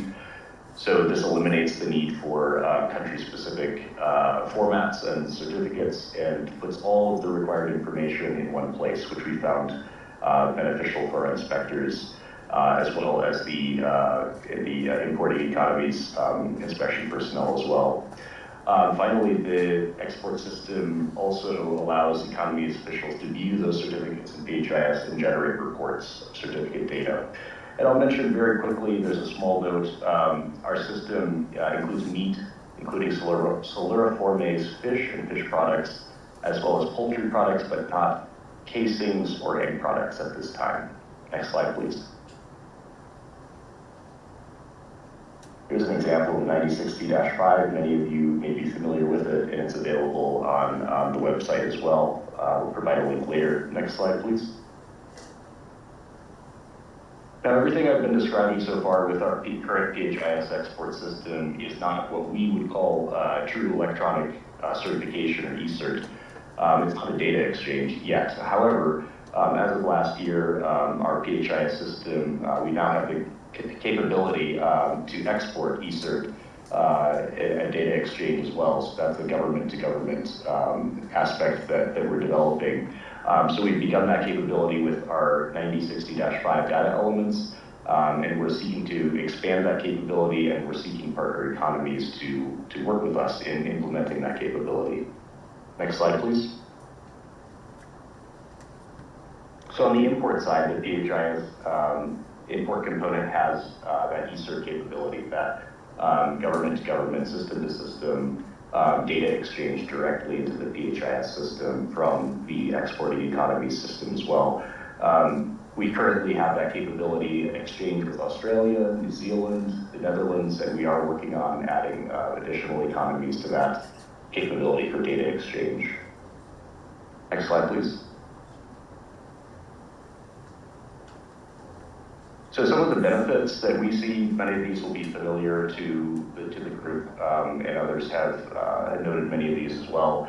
And one aspect of the benefits, I think that's important for FSIS is that more efficient problem solving with the partner economy. So when we capture all of this data in our system and can see clear electronic application and certification history, it really expedites the troubleshooting and identification and resolution of problems with the economy that we're exchanging with, or is receiving those digital certificates. Next slide, please. And some challenges as well. Many of these also will be familiar. I think we have challenges with different stages of systems development. Whether it's with another economy or even within the U.S. government, we have differences on the sanitary certification side in systems development between our agency, FSIS, Food Safety Regulatory Agency, as well as USDA's Animal and Plant Health Inspection Service, APHIS. For sanitary products, FSIS has used their capability, and APHIS does not yet, though they're moving in that direction. Another challenge is learning about each economy's capabilities, technical and regulatory requirements. So that's why a workshop like this is so valuable to us. And the other challenges there, I think, are very familiar and have been reiterated by others. I'll just highlight the bilateral engagement or multilateral engagement maybe in a future scenario. Certainly requires sustained commitment and sustained engagement with the points of contact that have been identified. I've included some information resources on our PHIS system for the audience to view later. Next slide, please. And for more information, feel free to reach out to us. We'd encourage your interest in our exporter or import capabilities with FSIS at the email address listed here. Thank you very much. Thank you, Mr. Carson, for your information sharing on the current status of your system with the partner economies. Thank you again. Now, because of the time limitation, let me close the session. We thank again for all our 6 member economies sharing and report. So now let me turn the floor back to our MC. Thank you, Dr. Chang, very much for your moderating for this session. And I would also like to thank all the APEC member economies representative again. So as what Professor Zhang just mentioned, we're slightly behind the schedule. So we're going to skip the break time, the 10 minutes break time for now. And we're going into the session 5. So in this session, we will hear recommendation on future development and cooperation in APEC on electronic SPS certification for sustainable economic growth. And we totally have 2 speakers in this session, and each speaker is allocated for 15 minutes to speak. So let me introduce the moderator for this session, Mr. Simon Padilla.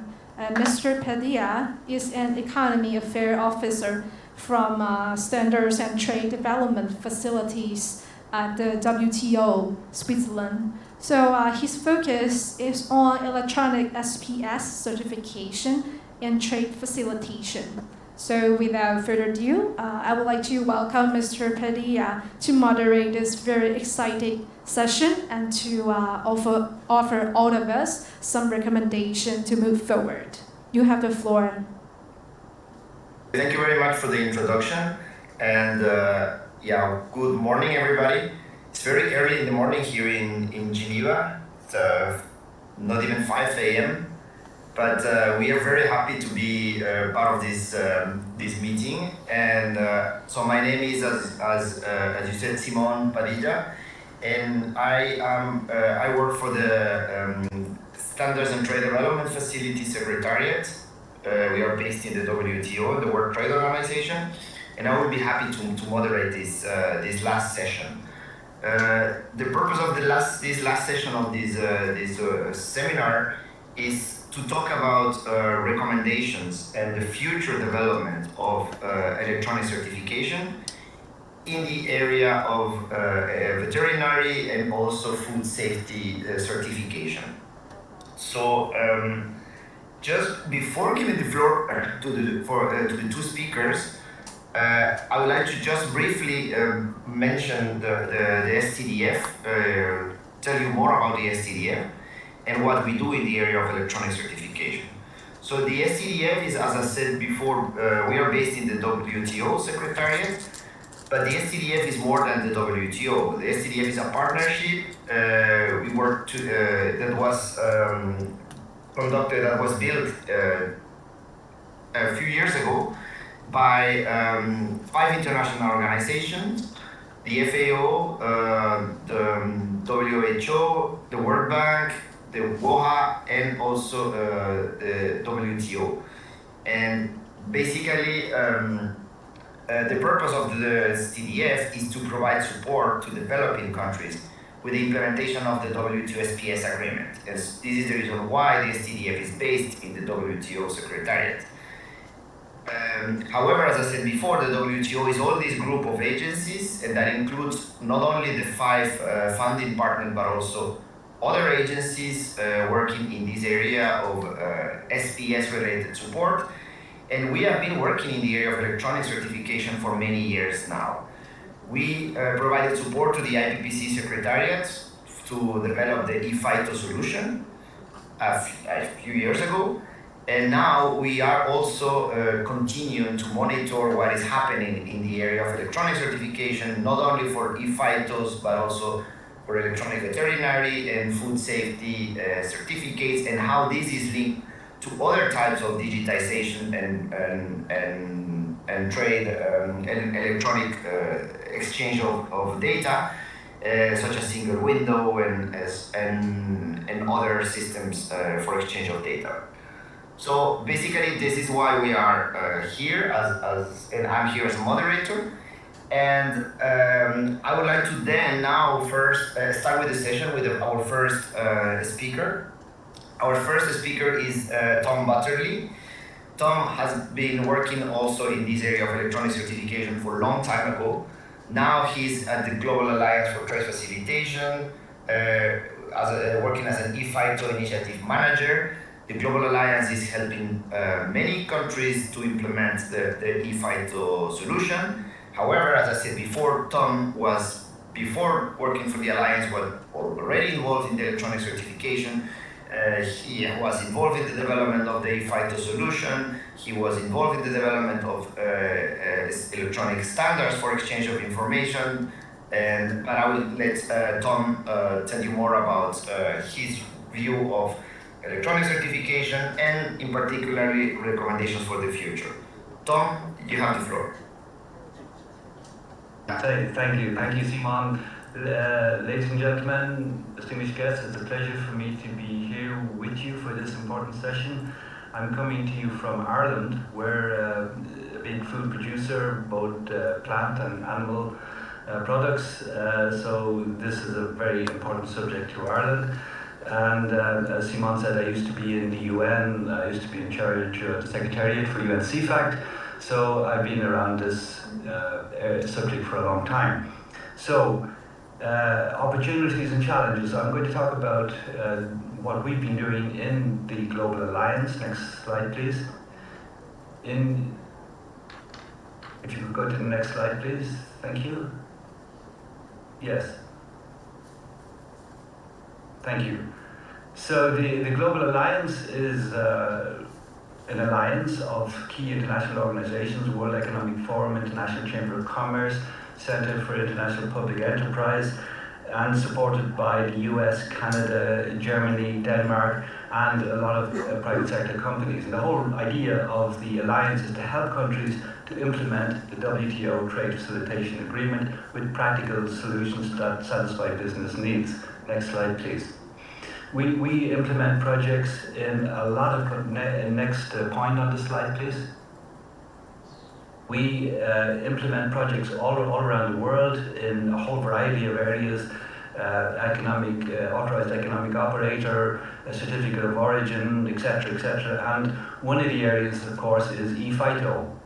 And eFITO for us is a really positive project, returning very many benefits to countries, to businesses directly. The big plus of the eFITO, I'm sure you've heard this already, and I've just heard some of the speakers talk, is that it's multilateral. So the movement from the bilateral exchanges that existed 3-4 years ago between, say, the Netherlands, the US, Australia, etc., were very positive, but didn't do an awful lot for developing countries. Hard for them to get into that. eFITO is transformative in the sense that it's one-to-many, and this is really the power of the eFITO. And not only if a country has a national system, can you interface that to the hub, but the generic national system we have found in our working countries is transformative in the sense that a country, a developing country that doesn't have a national system can quickly get on board in this electronic data exchange process by implementing the GENS. And it's the GENS, as you've probably been told already, is a web services kind of system, so all you need is a PC and the internet, and away you go. I'm simplifying obviously, but within a few months a country can start exchanging e-FITOs, and this has made a dramatic difference in many countries. Can you press next please on the slide? Yes, lovely, thank you. So no, just go back one please, thank you. Yes, that's perfect. So the benefits, we started with Morocco, and the benefits coming in from Morocco as we do our post-project assessment are very, very positive. Time reduction of around 6 hours per certificate.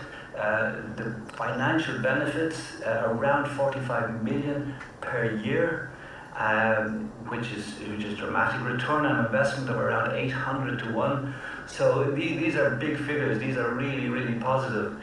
And I think as Bill Jolly mentioned, it's not just changing paper for electronic, but enhancing the whole processes. We do a business process analysis in all our projects. So how can we enhance the whole efficiency of the exchange process? How can we handle this movement to data rather than documents? And how can we integrate that with single window, etc., etc.?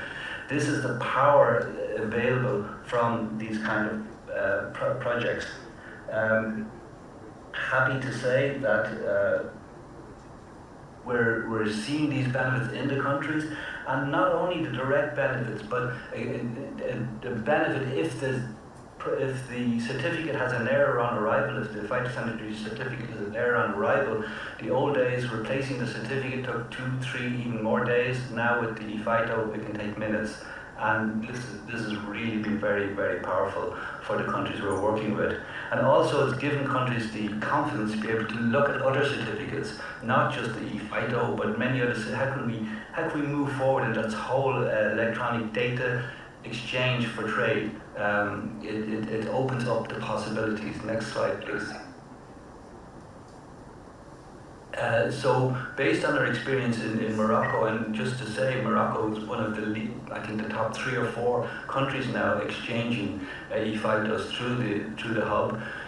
But based on that positive experience, we're now working with 8 countries to implement e-FITO. It's Cameroon, Colombia, Ecuador, Fiji, Jordan, Madagascar, Senegal, and Thailand.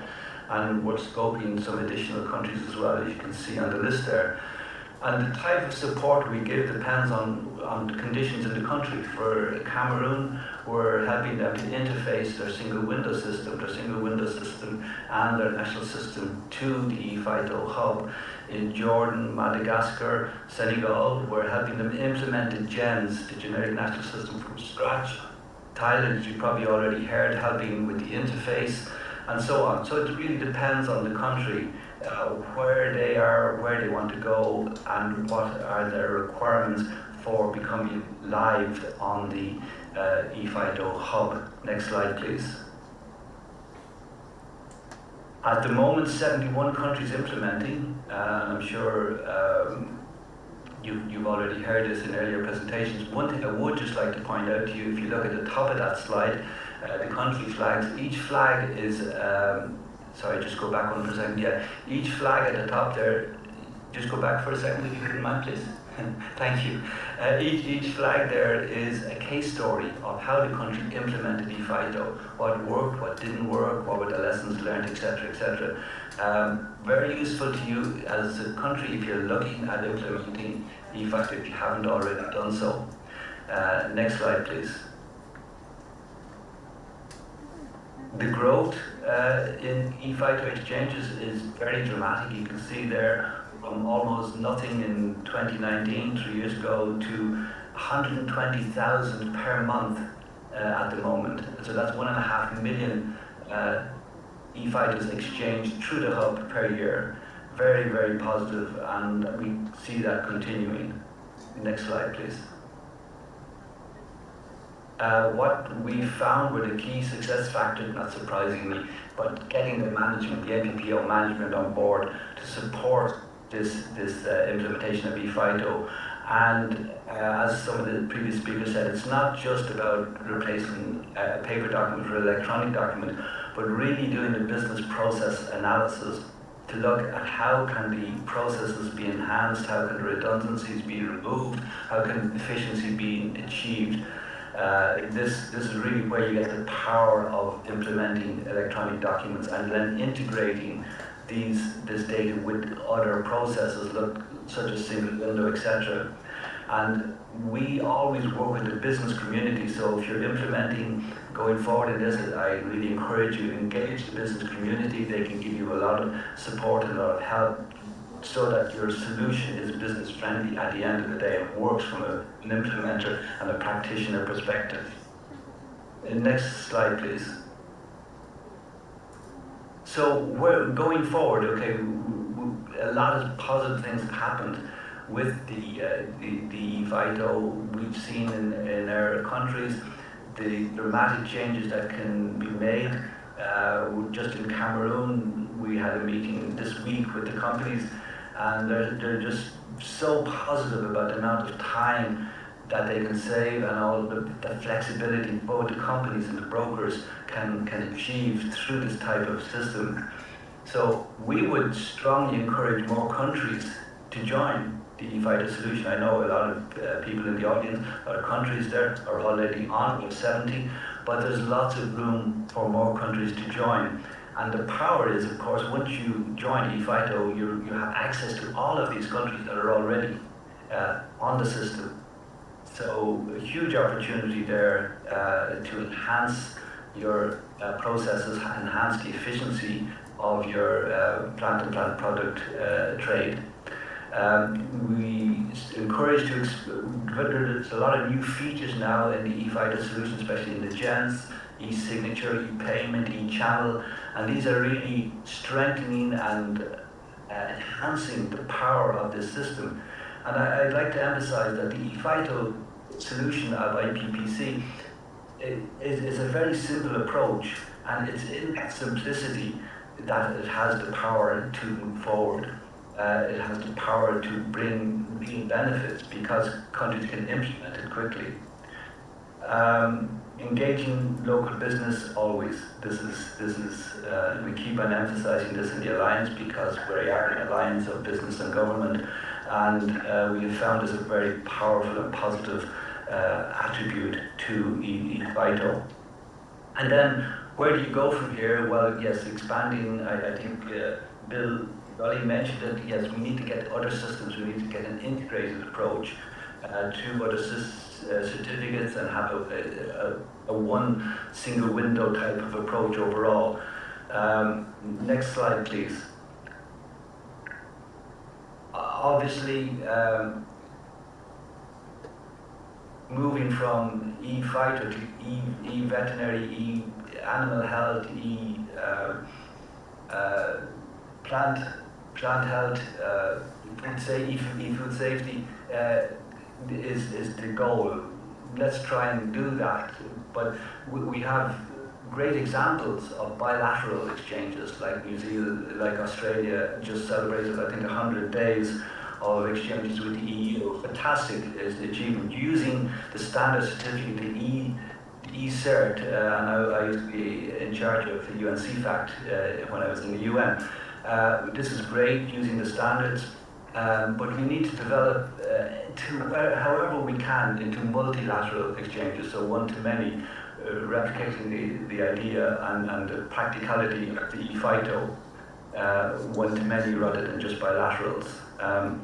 Not to discredit bilaterals, they're fantastic, but from a development point of view and getting developing countries on board, that's what we would aspire to. Obviously, we know this is far more complex than phytosanitary. One certificate, a standard certificate, we have a schema for the phytosanitary. We don't have all of those things in the veterinary side of the world and in the food safety side, but there's lots of movement in that direction. We in the Alliance promote the idea of pilot projects, small projects, maybe picking selected products, maybe picking selected groups of countries. See, can we get something working in a multilateral type of approach?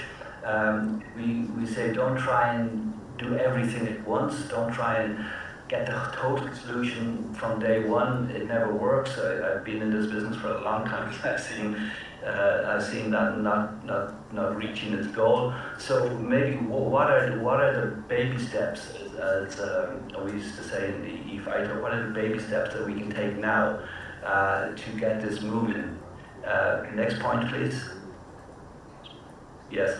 So to do that, of course, we need all the stakeholders to come together, and I know all the stakeholders do come together. I'm not saying anything new, but to come together with this idea of developing a pilot, this idea of what are the next steps we can take collectively to get it, the OIE, Codex, IPPC, etc. And I think the only way these organizations can move forward is if they have the pressure and support from the members. So the members of OIE, etc., really have to say to the organization, like, please put the effort, put the resources. We commit ourselves to supporting you, and we give you the authority to put more resources into this area of e-certificates, and we'd like to see progress in this shortest term possible. Develop some pilots to do this, and I would reach out to STDF perhaps to take a lead coordinating role in this, as they did with the eFITO. Perhaps, I don't know, Simon, if that's a possibility, but certainly we, the Alliance, would support that. I know I'm sure industry would support that.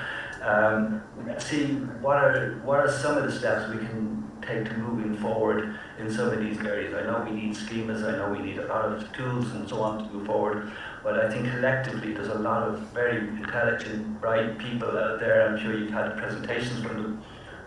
Come together to see how we can move forward in a multilateral way in the eVet certs, and perhaps replicate some of the successes that we've had in the eFITO. I leave it at that. I know that's a big ask, but I think the benefits from such an approach would be tremendous and would be welcomed strongly by countries and by the international business community. Thank you very much.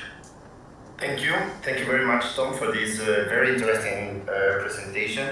I think we heard about benefits of the eFITO, and I'm sure this is not the first time that we heard about a lot of those benefits that the eFITO solution is bringing to the users.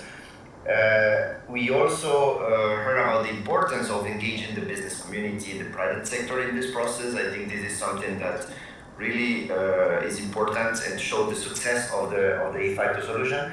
And then we also heard about some opportunities, in relation to the eFITO, but also how the eFITO can be replicated in other areas of SPS certification, such as veterinary certification and food safety certification.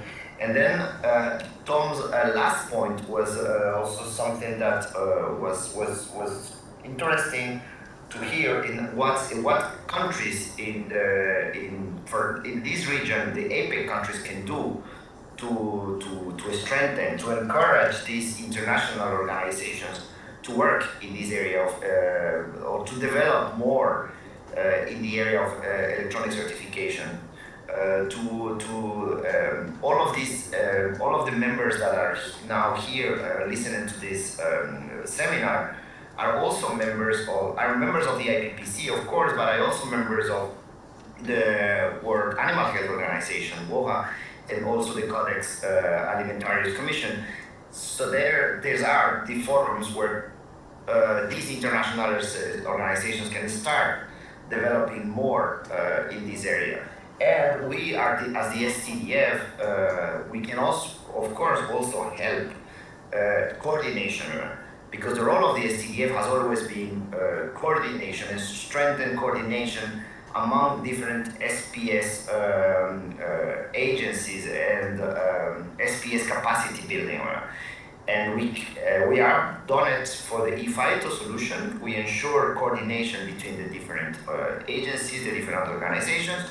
we can also do it for the other two, let's say, SPS-related certification systems, which would be veterinary and food safety certificate. But this is perfectly at the end to talk about international organizations and the role of this international organization. And this brings me to introduce you to our second and last speaker, and that's Mrs. Christiane Wolf.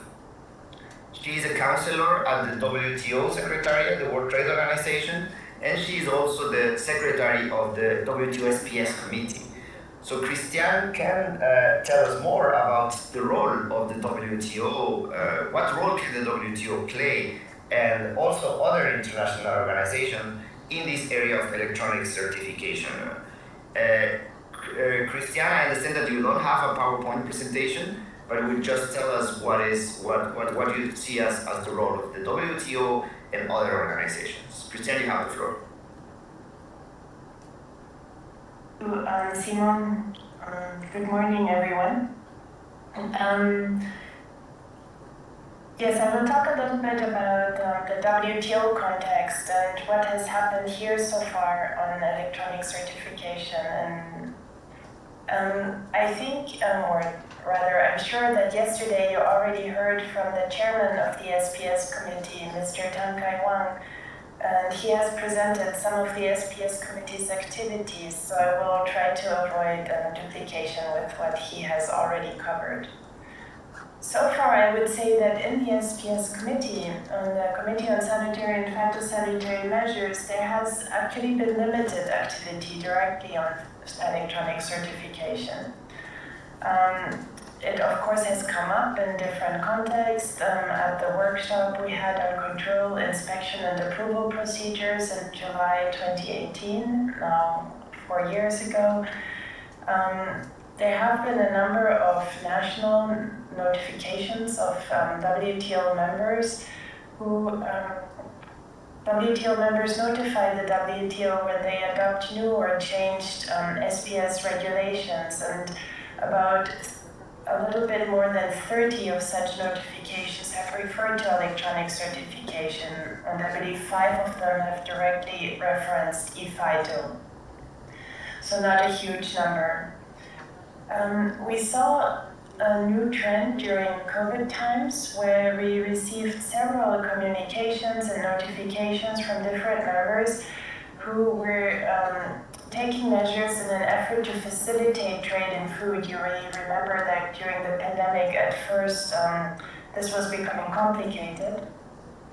And they were facilitating trade in food by offering additional flexibility, for example, by not requiring originals of certificates to accompany shipments, but accepting copies of certificates, since it was difficult to send the originals due to COVID-related restrictions.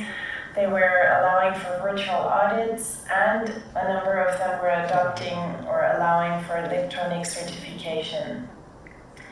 We recently had a meeting with industry, with grain traders, where we were surprised to hear that some of this flexibility in some cases is apparently being rolled back now that things are returning to normal in terms of travel and so on. And the big question, of course, is why? One theory I've heard is that it's related to vested interests. Certain inspectors may prefer in-person inspection, and there might be similar interests related to paper certificates who prefer that for various reasons. Now, while it makes sense, of course, and we've heard from, I think, a lot of the speakers in how e-certification has facilitated trade and can reduce fraud and increase confidence, in the SPS committee, we have actually not had much discussion of that so far. In the SPS committee, members can raise specific trade concerns when they encounter some friction, some problem exporting products to other countries. And one of these specific trade concerns I want to tell you a little bit more about, because I think it's a promising case story. So this was a concern raised by Nigeria, and it related to their exports of hibiscus flowers to Mexico. And they complained that Mexico was implementing very costly verification requirements for their certificates.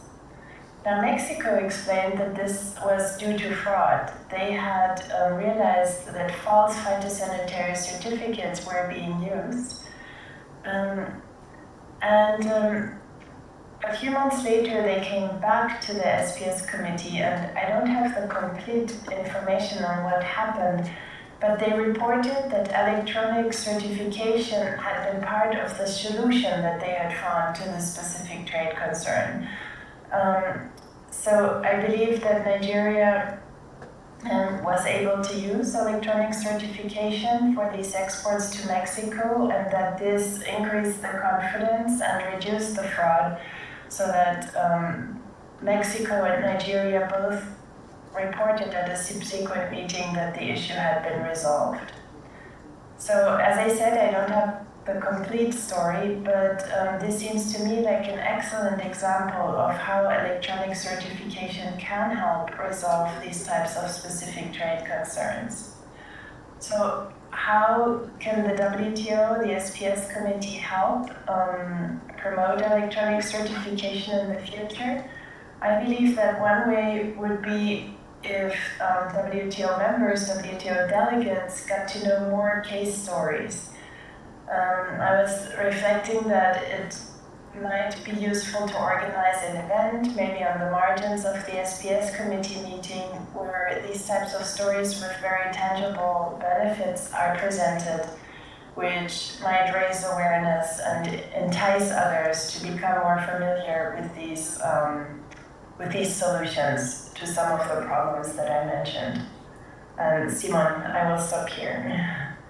Thank you very much, Christian. And I think you mentioned again the benefits of the electronic certification, in particularly, specifically the ePhyto solution, because this is the one that is working now multilaterally, let's say globally. So and this case story from Nigeria is a very interesting one, because it really shows, as you said, the impact of international electronic certification, to reduce fraud. We have heard that this is something that happens quite often. Not that there are a lot of issues, trade issues, due to certification, to problems with certification, phytosanitary, food safety, animal health certification. So an electronic solution can help to solve these problems. And I think this idea of bringing attention to some of these cases, to some of these success stories, would be very good as well, to encourage the development of more technologies and support in this area of electronics certification. I take note of your suggestion about maybe doing something, an event at the level of the WTO SPS committee on electronic certification. That's a very good idea, and I think maybe other international organizations can help, can collaborate on that, and also to bring more case stories of success in the area of electronic certification.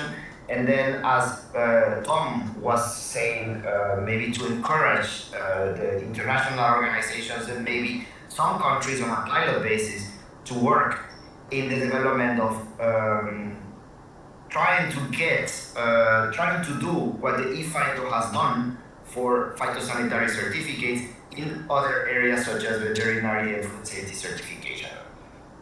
So I don't know now if we have a bit of time to take some questions from the floor to our speakers. I've seen a couple of comments and questions in the chat. I saw one comment from Christian Delis from the United States, and he was mentioning this idea. I mean, he was more a comment about how many how many of the economies with which the US is exchanging electronic phytosanitary certificates are countries that are using the generic system, which is a very interesting figure. So more than 20 countries, economies with which the US is exchanging certificates are using the generic system. This is a very good number, and that shows the importance of the generic system. And that comes back to what one of Tom's suggestions in his presentation about maybe thinking about a generic system for veterinary certification, for example, what could be one way forward. And then there is also a question about the use of the ePhyto solution for a non-IPPC member. I'm not sure if you would have any question, any response. Sorry, Tom, Christian. I'd prefer Christian to answer that question. I have to say I don't know. Or Christian Dallas. I was thinking maybe, I don't know if he's still on the system. But certainly you can contact the IPPC Secretariat and answer the question. And the question came from Chile, so I gave you my contact information on that. So that's. Yeah, I'm here, Tom. Good, Christian, great. IPPC is absolutely exploring opportunities to expand to as many partners as possible with regards to the ePhyto solution, and even further than that, expanding it beyond phytosanitary certificates. So there's a lot of stuff going on with regards to expansion of the system to as many partners as possible. I mean, there's even discussions of expanding to facilitate industry documentation and such, which would be not even government organizations at all. So there is definitely work being done in that regard. And hopefully we can, or the IPPC, we can share more in the near future. Thank you. And if I may add, Simon, to the point you were picking up on the gens, that the gens really has been transformative for some developing countries we've worked with, who've been trying for years to get some system, some way of exchanging this data, and really trying hard and developing their own national systems, etc., with little success because of limited resources. But implementing the gens literally changed everything overnight. In a matter of a few months, they were actively engaged, fully exchanging ePhytos with the rest of the world. It was really such an amazing result in a short time. I don't want to trivialize the amount of work for gens, but it's very doable for a country that has limited resources. All you need, as I said, is the internet and a PC and some training resources, and you can be live. And I would add on to that too. It's everybody always talks about the prevention of fraud from the import standpoint, but I know for a lot of those least developed countries and stuff, they have bigger problems with fraud than, say, the United States, and this gives them a definite leg up and helps them to definitely protect their resources much more and prevent a lot of artificial pest introductions that wouldn't happen with legitimate trade. And then, Simon, if a country has a national system, has a good system, the amount of work to interface that system to the hub is not massive. Again, you can realize huge additional benefits to your existing national system by interfacing to the hub. And this is what we do in the Alliance as well with countries. So getting on board the ePhyto solution is very possible. So I would really strongly encourage the countries that are not already participating to explore this as an option in the ePhyto area, and then hopefully move on to the eVet and other such areas. Thank you both, Tom and also Chris, for those very interesting points. in terms of the potential of expanding the eFITO hub, the eFITO solution to other partners, and that could also cover other SPS-related certification. So I understand that the FITO hub, the eFITO solution, the eFITO hub, now is used exclusively for the exchange of phytosanitary certificates.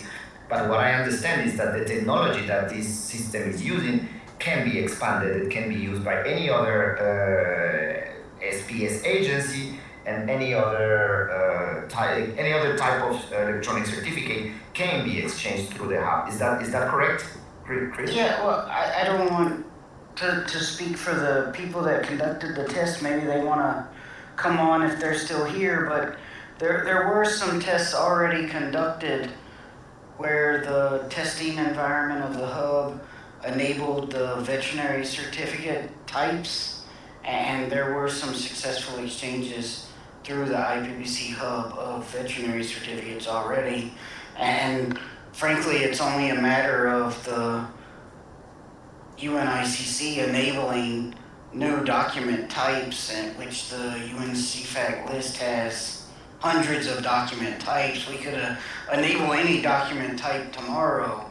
I just, again, back to Bill Jolly's point and everybody's point, like, look, if we had a standardized, formatted schema for everybody, we wouldn't need a hub. But when we have one that can enforce some rules, then you can add new partners much quicker, faster, easier, and it's less resource intensive on the country because you only have to maintain one connection instead of hundreds. Yeah, thank you. And so yeah, thank you very much for this as well. And also, so what I see now is that it's basically the technical part of this solution is not too complicated and can also bring a lot of benefits to the users. Then we discussed also about the very briefly, and we touch upon this political part, diplomatic part. That is work that had to be done by the members, by the countries at this level, the level of international organizations, standard setting bodies that are working in this area. So as Tom was mentioning in his presentation, one conclusion of this discussion can be to recommend countries to get in touch with their agencies, with their national agencies, and then to bring this issue of electronic certification to the WOHA, to the World Animal Health Organization, to the Codex Alimentarius Commission, and to really start on working on this political, trying to bring this political discussion at that level to use any of the technologies that are available, and to start to develop something that goes more, that goes beyond the bilateral exchange of certificates that is happening now, to something more multilateral, that it is the case of the eFITO solution. And this is something that can be done. It has to be technically, that's not the problem, but there is some work that has to be done in terms of political coordination. Maybe what I see as a response to this question about the use of the eFITO solution by a non-IPPC member, such as I think one solution could be, for example, I see, for example, the European Union is using the TRACES system, which is an internal, let's say, regional system for the European solution. European Union, that is connected to the eFITO solution. And since the TRACES system is connected to the eFITO solution, any country exchanging with TRACES can be connected to the eFITO through that technology. If there is a way of having another regional solution, regional hub in Asia, for example, that could be the case, that then all countries that are connected to that regional hub can also be connected to the eFITO solution, to the eFITO hub. So that's something that could be also maybe something to explore. But yeah, again, this comes more to the political discussion, and I think this is something that has to be done at the level of the IPPC, the Codex Alimentarius, and also the WOHA, the World Animal Health Organization. And I would really like to encourage all these economies, all the countries that are participating today in this session, to continue this discussion in these different fora, to encourage the development of new solutions and the use of this technology that is bringing so much benefits to all these countries. I'm not sure if there are more questions from the floor or from speakers who would like to, from participants.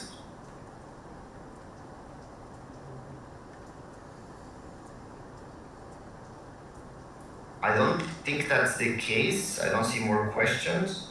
But I think, all of us, the two speakers and also myself as a moderator, we will be available to continue this discussion with you bilaterally if you are interested. I think Tom gave already his email address to the participants, and I think you will all receive our contact details. So we will be happy to continue this discussion with you, and in case you need anything else from us. And it has been a real pleasure for me to moderate this session, and also for the two speakers to be part of this seminar and this webinar. Thank you very much. Thank you very much, Simon, for staying up very late with us. And as the workshop is approaching to the end, I would like to thank again all the speakers, moderator, and participants for being with us for 2 days, and regardless of your time zone. Now I would like to invite a few distinguished guests to deliver closing remarks. First, I would like to invite Professor Qingchen Zhang from Academia Sinica. Professor Zhang, you have the floor. Thank you, Lily. Dear delegates, honorable speakers, and participants, ladies and gentlemen, it's a great honor for me to provide my closing remarks on this very timely and important workshop. Before I start, I would like to express my sincere gratitude to all honorable speakers in this workshop. The presentation provides very timely information, which has deepened our understanding of the existing digital e-certificate system and eFITO in particular under multilateral context, and also many plurilateral and bilateral cases. Many important messages are also delivered to strengthen our future cooperation on the exchange of e-certificates for trade facilitation in APEC. Here is the outline of my closing remark. I start with what is e-certificate and what does it matter, what progress has been made so far in APEC, and at the end, what may need to be happen next. Okay, next slide. Yeah. Okay. What is the e-certificate, eFITO in particular? It is a harmonized and standardized approach aiming to modernize the SPS certification process. Note that based on the International Standard for Phytosanitary Measure, ISPM in particular, a phytosanitary certificate requires authenticity, integrity, and non-repudiation. It is a real challenge for both paper and paperless exchange of certificate. And the eFITO is the first project of its kind among 3 international standard-setting bodies, the IPPC, WOH, and the Codex, to format and structure codes in the certificate exchange process. Next page, please. The disruption caused by the COVID pandemic has raised our awareness and attention that e-certificate holds great potentials for trade facilitation, since the traditional paper-based inspection and verification were not possible while social distancing and lockdown measures were being implemented. In the recovery phases, economies speed up the adoption of digital technology and e-certificate more widely, notably the e-FITO system. And those who participate in the system may have incurred fewer trade interruptions during this difficult time. And next page, please. Why does it matter? Many presenters inform us there are a number of direct benefits, such as eliminate the inefficient process by reducing time and cost for traders, more efficiency in reissuance and replacement process, and reduce the non-compliant certificates and greater security by preventing fraudulent certificate and undesirable pests or diseases. In addition, the EU use of e-certificate can bring extra benefit on trade flows and values based on the recent OECD study by our first speakers. More evidence can be found on the benefit beyond trade, such as avoiding food losses due to the spoilage or destructions, and greenhouse gas emission reduction and greater equity and gender inclusivity. Next page. Yeah, what progress has been made so far in APEC? Here I summarize 3 key points based on the member economy reports and Dr. Lee's survey report. First, there are 18 member economies in APEC that are members of IPPC, but only 10 of them exchange certificate through the e-FITO system. Economies that do not have e-certificate are invariably willing to negotiate in multilateral and bilateral e-certificate system. So we have made some progress in APEC, but not enough has been achieved yet.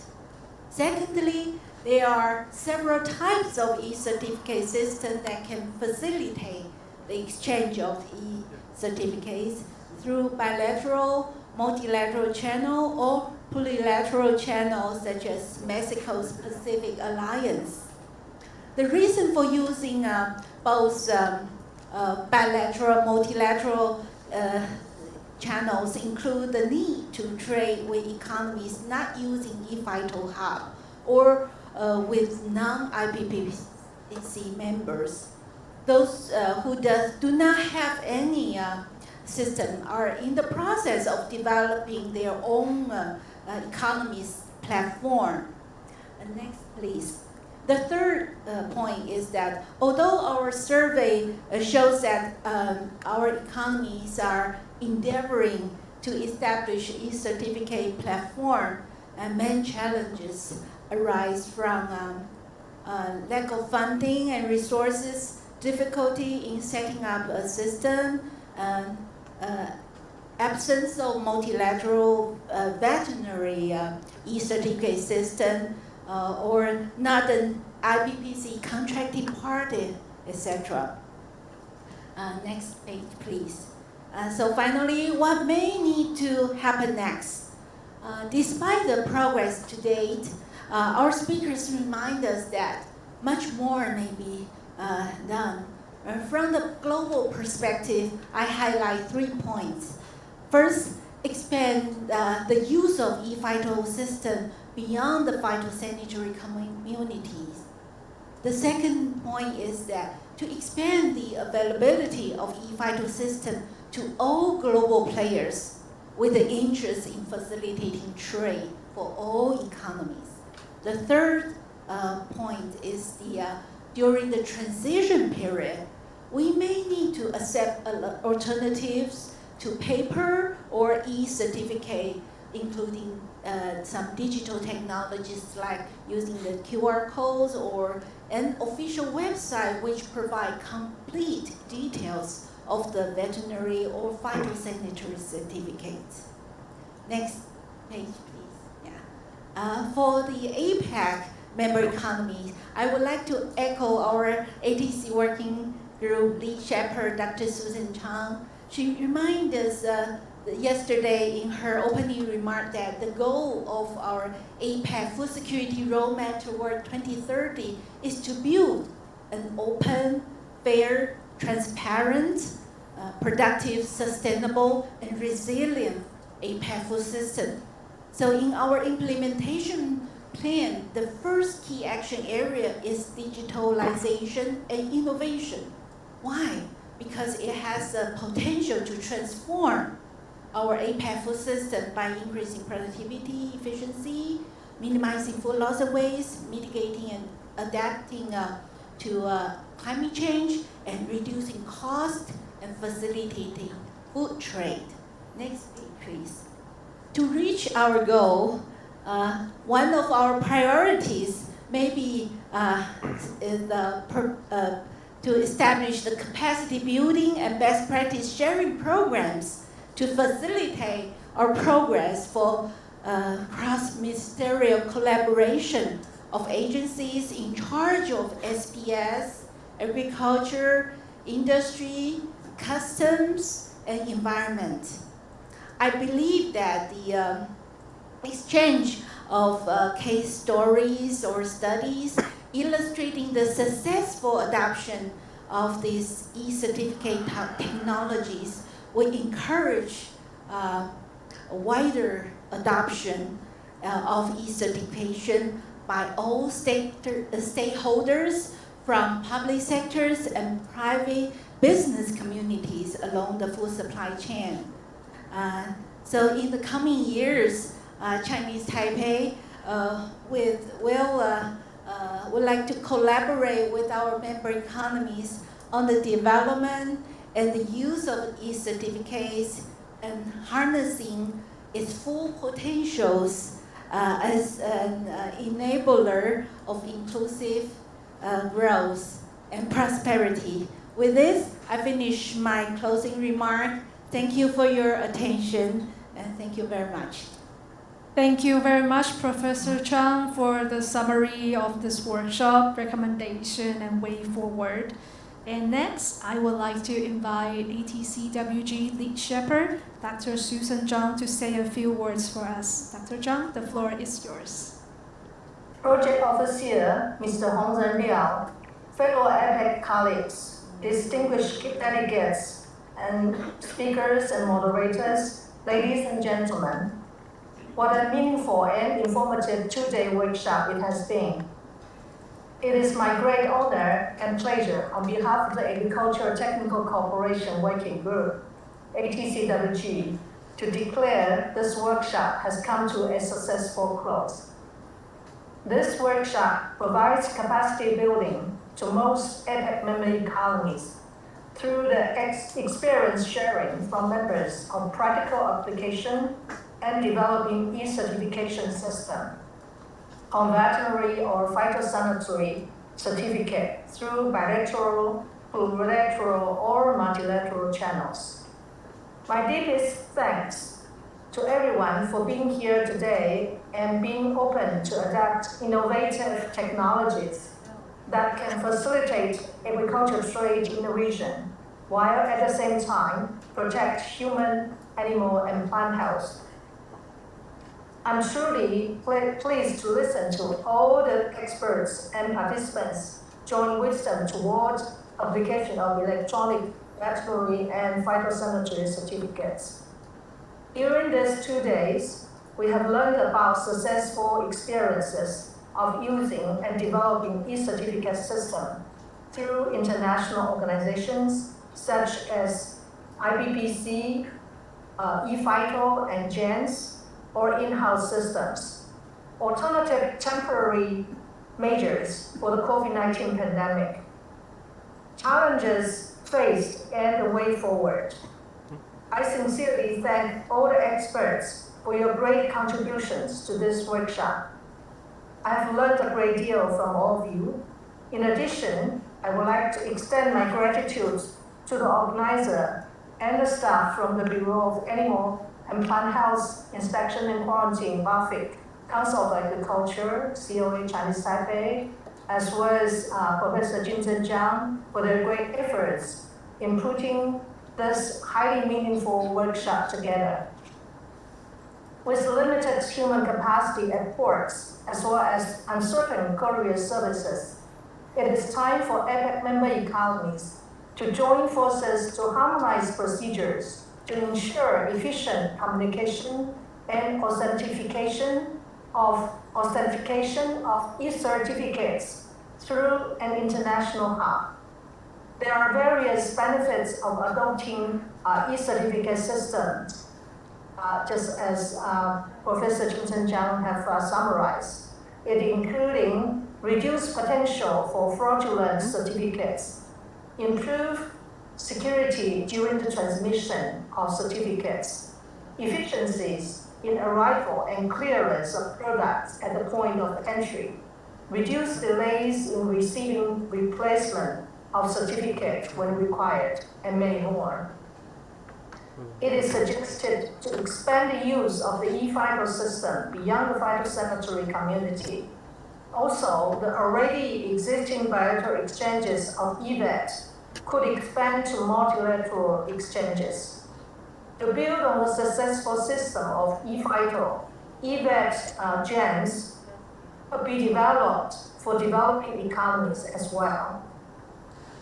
My fellow APEC colleagues, in the long-term perspective, international cooperation and standard setting are much needed. It will be cost-effective to invest in standardized e-certificate systems for economies to participate and enhance trade facilitation. In conclusion, where there is a will, there is a way. By collecting the knowledge and expertise of representatives from governments, international organizations, academia, and private sectors, I believe that this workshop has yielded a fruitful result for all of us. Do keep in mind that trade and investment liberalization is one of the three main pillars of APEC's agenda. It is our mission to work on reducing barriers to facilitate trade to bring forth greater prosperity for the people of the region. I look forward to a long-term positive outcome of this workshop will bring to benefit us all. And I'm also looking forward to a follow-up activities on this topic. Next time, I hope that we can meet face-to-face so that our speakers and moderator and participants will not suffer from the difficulties of the time zone differences. So with that, thank you all very much for your kind attention and also for your active participation in this workshop. Thank you very much, Dr. Chang, for your closing remarks for everybody. And last but not the least, I would like to invite Mr. Hongren Liao, the project overseer of this APEC project, and he is also the section chief of BOP-HIC, Chinese Taipei, to deliver his closing remarks. Mr. Liao, the floor is yours. Dr. Shushen Zhang, Professor Jinzhen Zhang, Director Wanru Li, distinguished speakers and representatives, ladies and gentlemen.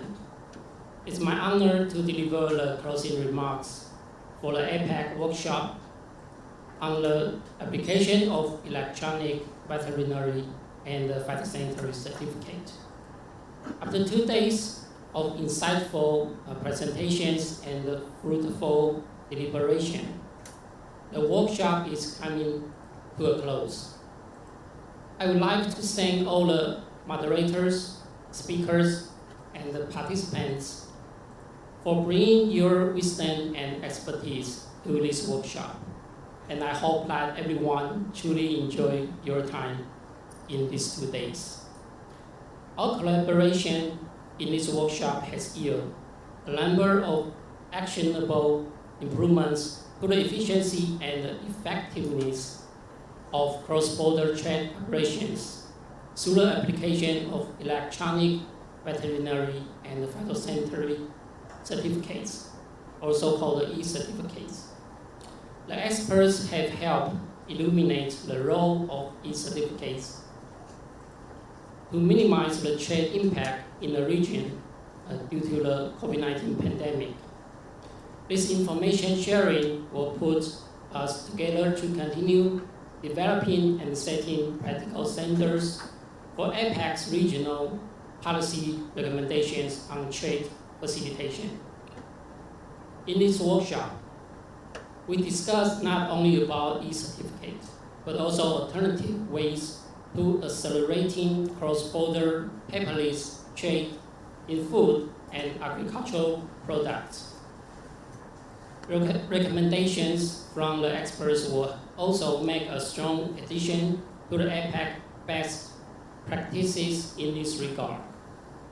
Also, our distinguished speakers and the devoted participants have been fully engaged to generate constructive solutions and recommendations. I'm delighted to highlight the excellent attendance at this consultation and believe that all next steps will be set on a solid body of work. I believe that all of us will live with many tangible solutions that address the challenges faced by each APEC member economy in terms of cross-border paperless trade. It's wonderful to provide an opportunity for all of us to meet and strengthen our networks. We look forward to your comments and recommendations on how to apply best practices throughout the APEC region and hearing updates on your progress in the near future. In closing, I would like to thank Professor Zhang of Academia Sinica and her capable team, and also thank my colleagues from the Bureau of Animal and Plant Health Inspection and Quarantine, Council of Agriculture, Chinese Taipei, for their dedicated efforts on organizing this event.